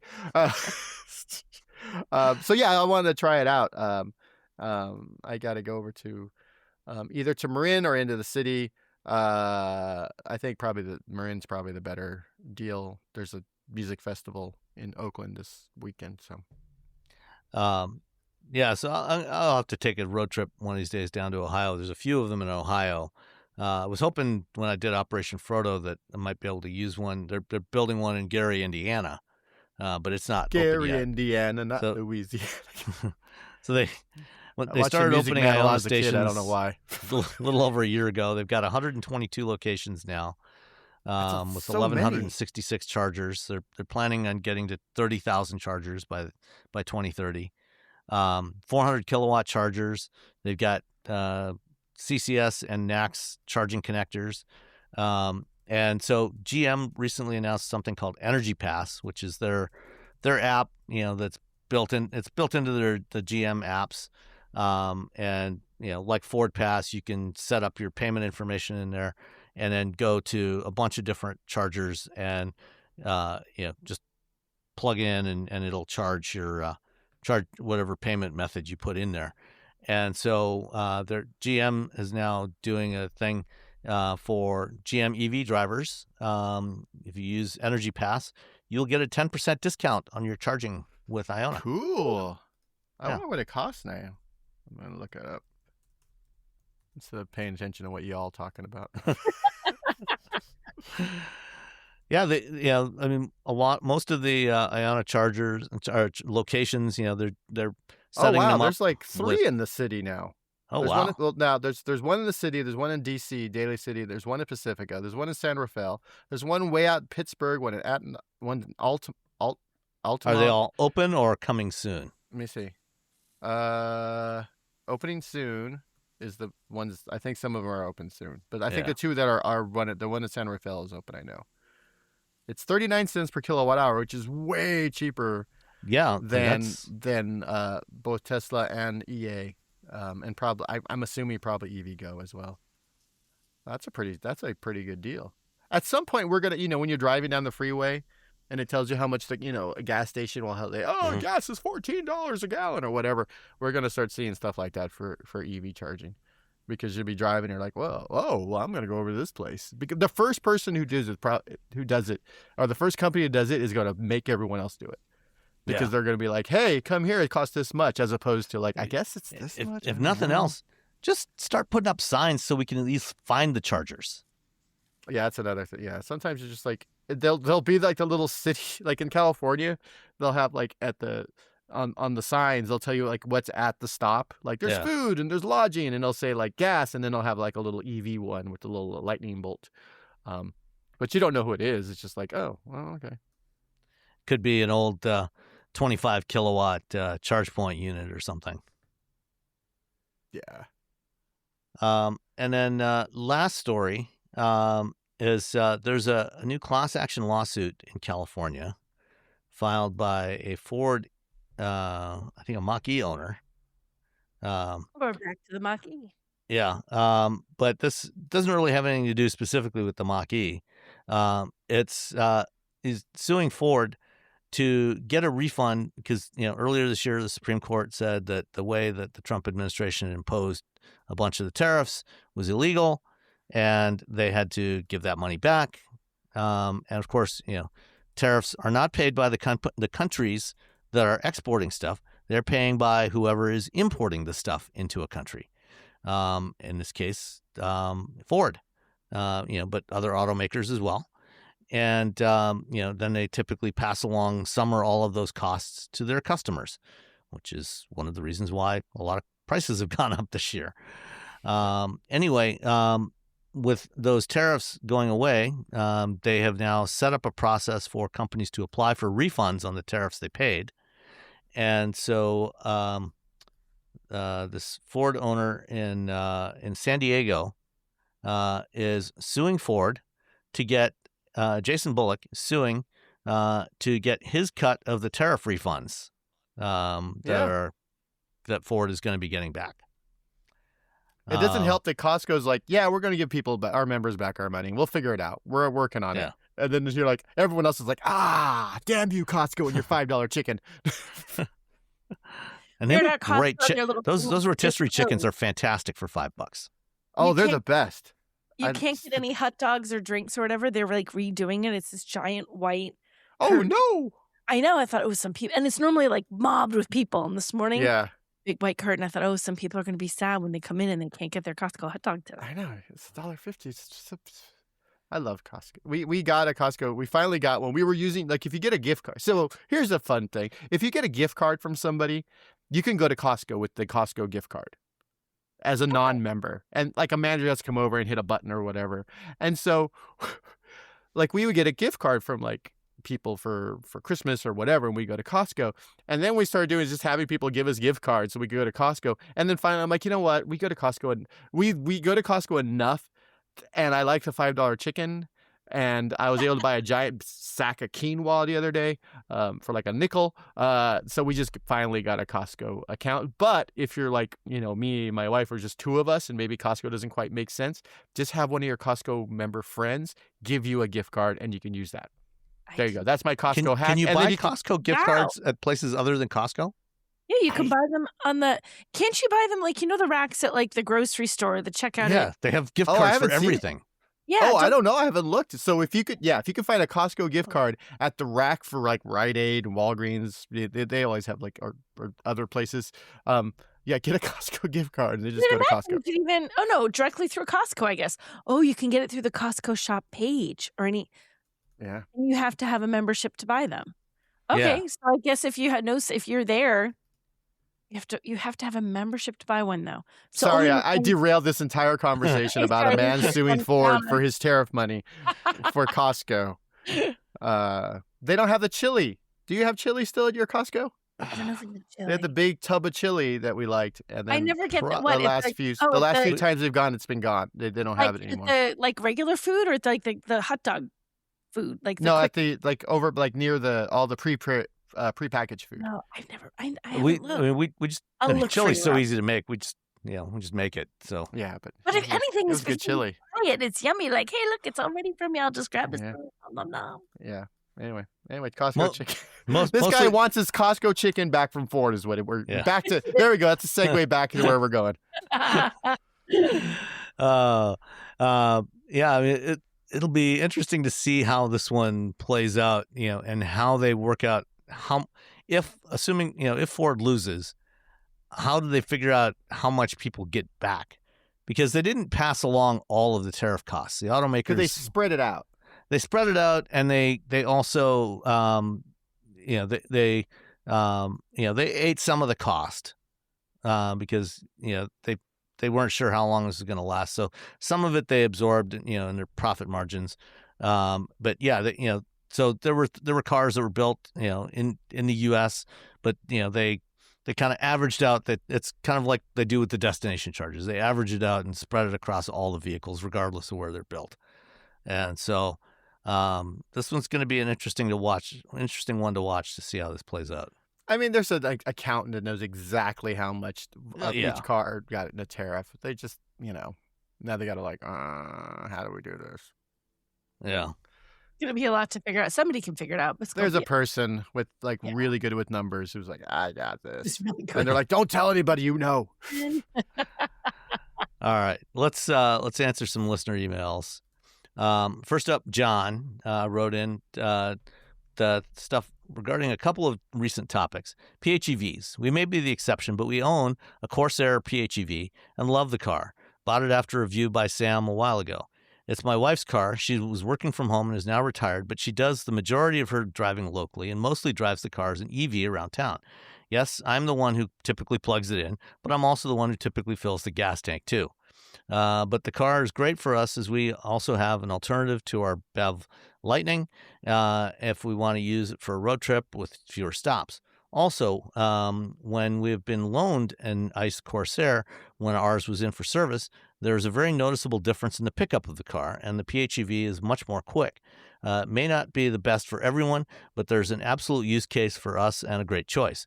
The only thing I wish is that it had a bit more range than the 25 to 30 miles on electricity. 50 miles would have been more ideal. Stop hating on the PHEVs. Oh, wait, are we hating on them? I don't hate on Oh, yeah. I like PHEVs. PHEVs. I just don't think people are plugging them in as much as they should. Yeah. Yeah. My brother has he talks to me all the time about his Volt. Just like, I just plug it in. I got enough to get to work and back. And I'm like, yeah, because that's what it's for. I think PHEVs are I know a lot of people who really do hate, like in the automotive, like journalists who think PHEVs are stupid or dumb. Just get a BEV. I'm like, sure. I just don't think they don't sell as much as people thought they would. Yeah. They don't do as well as people had thought they And there would. are a lot of, like, I've had arguments, which John has not seen, over dinners with people who say anyone who buys a PHEV is stupid. I'm like, no, they're not. There's a use they're case for every vehicle, and there's nothing wrong with it. Well, it's not an efficient thing to have a gas engine and the electric. but it works for people. It is. I more, mean, it's not efficient to have a gas engine, period, if you really want to get down to but it. I think for the right people, they're great if you plug them in and use them.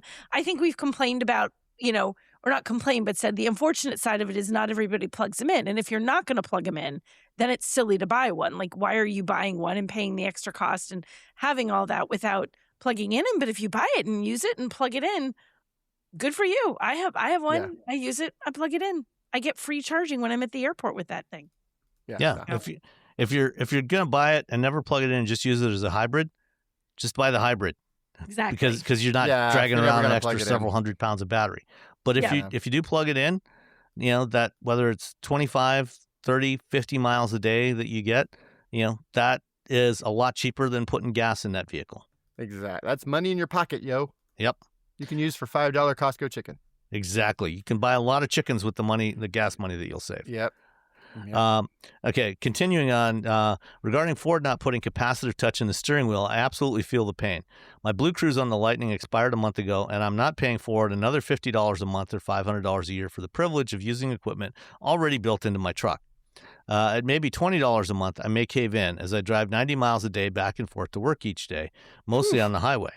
Wow, that's a lot of miles to be doing with a Lightning.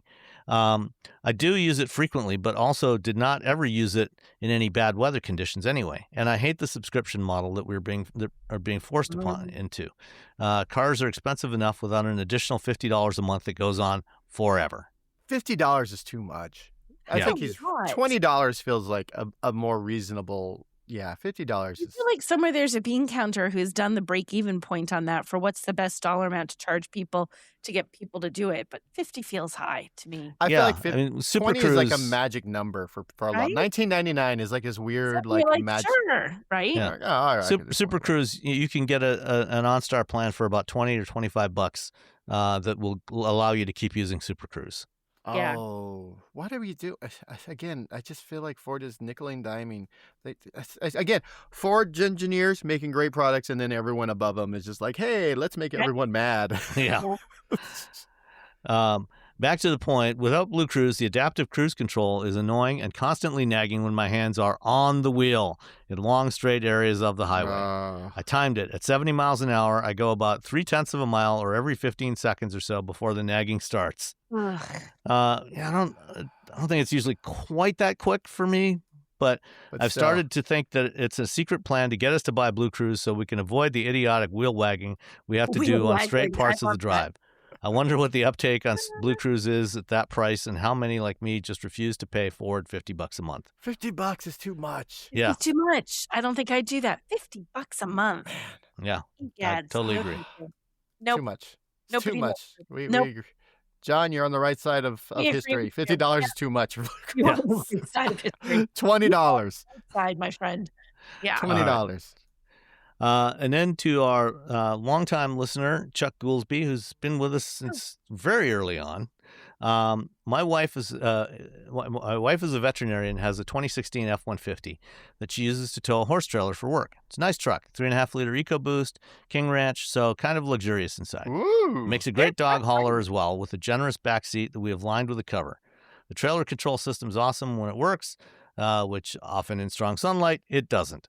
But about a year and a half ago, the rear camera just stopped working entirely with a blank screen. So for backing up, and of course, the camera-based trailer control system, it doesn't work at all anymore. I checked the NHTSA website app, and you guys have mentioned many times, and both reported our issue and noted many others are reporting the same, but no recall or acknowledgement from Ford on the subject. Until last week.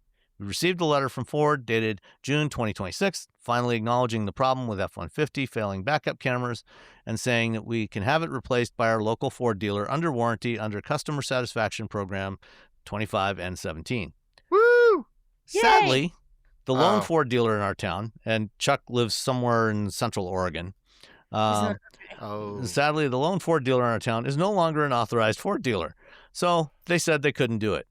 There are 2 other Ford dealers in the region, both about a 45 to 60-minute drive away, so I called one to schedule the repair appointment. He said, yep, we can perform that repair, but not until February. What is happening? 8 months? What? How Did they have absurd to- is that? Did they not have the cameras? Did they like what is? Wait, Apparently, I guess. Wait, read the rest of it because this gets worse. So 8 months in the future. For repair, the letter says the time needed for this repair is less than 1/2 day. The service manager did say that he can repair it right away, but we will have to pay and request a refund later. What? What? How does? What? Would love to hear your thoughts on this. Keep up the great work. So they have the capability. They just don't want to. They're going to get paid either way. What are you doing? Yeah, what the heck is up with that? I've never heard of that before. Like, Neither if have it's I. warranty I'm going to repair, reach out to Ford and see if Yeah. I can get an explainer on this. How? I was thinking they were saying they were so busy. Literally, I had it not scrolled all the way down on my computer, and I was like, "What do you mean they want to charge you for it?" Halfway through when you were reading, that's crazy. Yeah, I mean, this is a recall, and there should not be any charging for it. Period. There should be no charging for the recall, and the only thing that should be holding it up is either a part is not available yet, a fix isn't available, or your dealer can't get you in. Not like, well, we'd repair it now if you'll pay for it, but you're going to have to wait for a refund until February. What? That's. I don't understand the logic there. Does it take a little while for the Ford to send them the money and they don't? I don't know. But still, that's the dealer should be. You're still getting money. This. You get the money. You're still. Yeah, I don't. This is just shenanigans. This is shenanigans. You're right, Chuck, Robbie. Chuck, you're dealing with shenanigans. Shenanigans, Chuck. Your wife's veterinarian mega truck shenanigans. They're they're doing some shenanigans. Yeah, I would. I will check in with Ford and see what they have to say about this. I'm going to see Ford this week. Ford, what's going on? Oh yeah, that's right. I forgot. We Are got you that on Wednesday. Yeah, I'll be there. Okay, we'll just up one side, down the other. Ford, what's going on? We'll go smack Mike and say, what's going on here? Stick people around for you, Chuck. See what we can find out. Maybe there's a Costco near the Ford place. You can get a chicken. You can go get a hot dog. There is a Costco between here and there. All right. The Costco is right on my way to. I feel like we Michigan need Speedway. to go for Costco run, Sam. All right, and then finally from Juan T, he's got a response on our discussion last week on Flock. Oh, I like that. So, hi, Sam and the rest of the crew. Listen to your shows and enjoy the content. So I'm giving you some feedback. My intent is for education and not necessarily criticism. So the Flock system is what is in terms of a tool for law enforcement. It can work very well, and it is not a perfect system. It's obviously used for other commercial purposes. In regards to the unfortunate incident involving your friend outside of Minneapolis, I hope to give you a little clarity. Let me start by saying I'm a career law enforcement patrol supervisor with 34 years of experience, retiring soon. I'm not going to get into the mistakes of inputting the wrong information into Flock, license plate characters. I'm specifically going to address why there were 4 officers around your friend and the notion of overkill, no pun intended.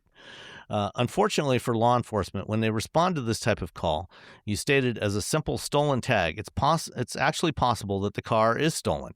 Therefore, it's actually viewed as a felony in progress, grand theft auto. There are specific policies that govern how to proceed to this type of call, along with police tactics. I can guarantee you that almost always there will be a strong police presence, meaning that you will see more than 1 or 2 officers. Like I said, police and tactics govern this for officers and civilian safety. This may sound foreign to the average person, but that's the way it works. What may be perceived as an overreaction is actually proper procedure. I'm not diminishing the massive inconvenience this caused the poor man and his wife, which I'm sure sucked at the time. That being said, unfortunately, this is how police will work this type of call. Unfortunately for the police, the bad guys we deal with always lie to us, and we have to work out through our interrogation and investigations the real truth. These officers were working on the information they had at the time and what they believed was necessary. They eventually figured out during their investigation at the cost of a major hassle for your friend and his wife. In short, I get it from your perspective as well as your friends, but I hope you can also get it by me sharing a little behind-the-scenes information. Keep up the great work. I wasn't here when you guys chatted about this, so I didn't hear the whole conversation. But I mean, I get it. I actually totally follow what he's saying because they don't know. I mean, police officers get shot just because they pulled someone over and the guy's a bad guy and they don't know it and they get shot when they think they're just going to issue a speeding ticket. So I understand that what the cops knew was stolen tags. They don't know that they're not stolen tags. They don't know if Joel is a career criminal ready to just shoot and run. Like, they really don't know. And when did you watch I don't know if the video from the police perspective was up when you guys first covered this? Was it No, up it when you wasn't guys- up. It wasn't live. It wasn't yet. up yet. They When hadn't you put it up watch yet. the video of them, especially, like, I thought that even initially, I'm like, yeah, but they don't know who you are. They don't know if you're a bad guy or not. When you watch the video, there are but they're not like screaming at him, guns drawn. Like, they're actually pretty chill. The cops, they're kind of like, can you get out of the car? Can you come towards me? Joel is all like good, responsible, not arguing with them. So it does, I think, seem like overkill unless you think that we know who he is. We know it's a mistake. The cops have no idea who is inside that car or what he's going to do, Yeah, I agree with that. And Juan, we appreciate you writing to us and giving us that perspective. I will add one other thing to this, though. Joel and his wife are white. If this had happened to one of our friends whose skin tone is a different color, this could have gone very differently. Sam, I'm gonna argue with you. You have no idea. It may have gone differently. It may not have. I'm not gonna just let you say just because it could have been someone of color in that car that they would have pulled out a gun and shot him. You don't know that. That is just We don't know, but historically. I don't even think not every. See, I'm going to disagree, guys. You think of the number of people that have been pulled over, and not every black person of color. I'm not trying to insult anybody by phrasing, is going to suddenly be in trouble because they're not white. I just feel like that's an unfair way to characterize anything that happened with us, and it actually doesn't have anything to do with this traffic stop. I mean, historically, you can look at the data based on, people being pulled over who are white versus people who are being pulled over as person of color. If you just look at the data, it's the data. I'm not gonna argue about the data of I'm not gonna argue about data either. But just because a black person got pulled over as opposed to a white person in this car, there is no way that you would have known. I'm not saying that it would have changed, but I'm saying, like, historically, it's a far more terrifying situation for a person of color to be pulled over than it is for a white person to be pulled over. That might be true, but that does not change what these officers did or how they reacted. You have no idea how these specific officers would have reacted, and it may have been exactly the same thing if somebody of color had been pulled over with this. That's just not fair to say these officers would have done something. No, I'm not saying it was these officers. I'm saying that if you look at historical data, and at the end of the day, the problem isn't that the officers came out, they did their job. They weren't aggressive. They didn't like beat up Joel. They didn't do anything. They did everything they were supposed to do. They followed their procedures. But at the end of the day, they did all that because we're using technology that's not ready. It's not ready for prime time. That is the biggest issue for me. Flock should not be doing any of this. First of all, we shouldn't live in a surveillance state. Second of all, even we're living in a surveillance state, and the surveillance is flawed, and it's deeply flawed. And this could have happened with a different officers in a different state, with a different person, with different things. It's been happening in LA a lot, where just regular people are getting pulled over, and because Flock has been making mistakes. Well, it pulled over another journalist too. After this originally, and you guys talked about everything. It pulled over Tim Esterdahl, who lives in Nebraska and runs pickup truck Talk plus SUV and another site called We Talk Cars. Somebody pulled over Tim there. The exact same thing, required some time to explain it. In fact, Tim was even like, no, wait, look. He pulled up the drive story apparently. He was like, this is a thing. Wait, was it a Range Rover? I forget. Was it another JLR? It's Tim. I had it up so I would have it. A Range Rover Sport that JLR loaned him to review, and his plate numbers was 3408 DTM. So different two middle numbers, but still the 34 DTM. And I guess but he took him about an hour and he was let go.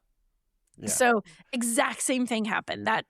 So you're right, 100% about Flock, not about if stuff is inputted wrong, and about the number being because it's the weird OEM plate with the little wee digits in the middle causing problems. That shouldn't be. And the fact that the system hasn't even been updated, even though they've been that Flock story, Joel's story went really wide. Yeah.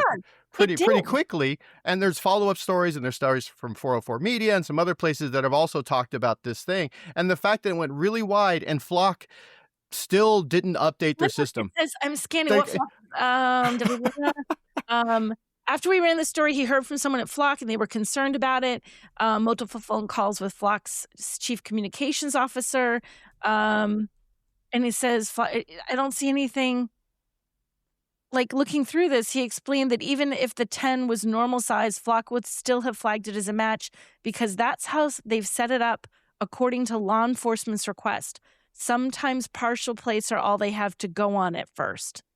Oh, so it's the partial plate thing. Oh my God! But then anybody but who they has know that there's a that Yeah. they already know there's an issue.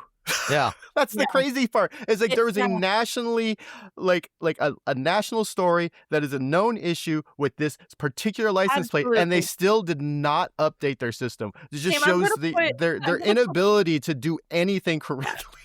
Sam, I just put the link to in case anybody's curious, I put the link in our personal show notes. You can stick it in the show I'll notes. add that. That has the extra stuff where the stuff about Tim getting pulled over and also what Flock officially said, which is absolutely no more comforting than not knowing what Flock said. Yeah. Like, the partial number. So yeah, it just doesn't sound and I think I heard something about Flock getting booted from someplace recently too. Well, here in Michigan, Westland, which is about 20 miles east of us here, this week decided to cancel their contract with Flock. And there are other communities, and we mentioned this a little bit last week, that a lot of communities are either deciding not to renew their contracts with Flock, or if they can't get out of them early, they're actually going out and putting garbage bags over the cameras. So they're just covering up the cameras. Yeah. So they're like, well, we can't get out of our contract. And, we said this last week. Do not go out and vandalize stuff. You don't own this stuff. You're gonna go to jail. Don't go commit vandalism. You're gonna have 4 cops at your house. Yeah, at least. But talk to your local officials. If this is something you don't want in your community, and see what can be done. I've been pulled out of cars before from the car. The driver, please get out of the car. I get out. I've never gotten called out of a car. Yeah. I've had to come over and be mad at me for going too fast. But I've never had them. I've been called out of a car before. It's not great. Yeah. But again, at the end of the day, this is really the biggest issue is Flock and its inability to essentially do the thing it's supposed to do correctly. And also, we probably shouldn't have Flock cameras everywhere. The idea that we're this surveillance state, wherever you go, everything about you is being tracked, and people are determining who you are and the kind of person you are based on this data is insane.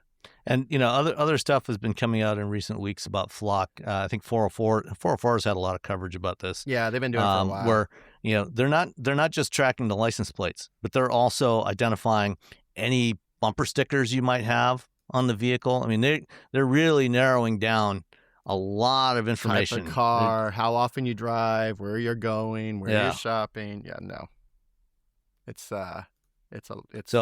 Juan, thank you for writing in. Like I said, with your perspective. Realize it's not an easy job. And most officers are doing the right thing. Yeah, my uncle was a cop for years, and I understand that, like, hey, we got to block this person in because there's a flight risk because it is a stolen car. We got to call this person out because if they're stealing cars, there's there is a possibility this person might be armed, and so you want to stay safe, and that and also the safety of people around as well. Absolutely, thank you. Because if that person takes off, now you've created an entirely new issue. Yeah, that's what helicopters are. Thank you to Juan for sending that, and a thank you for 34 years of being in law enforcement. Thank you, my friend. And anybody else that wants to share their thoughts, feedback at wheelbearings.media. Yeah, you can listen to me complain about privacy for like the 7,000th time. All right. Thank you, everybody, and we will talk to you next time. See you next week. Bye, everyone. Bye.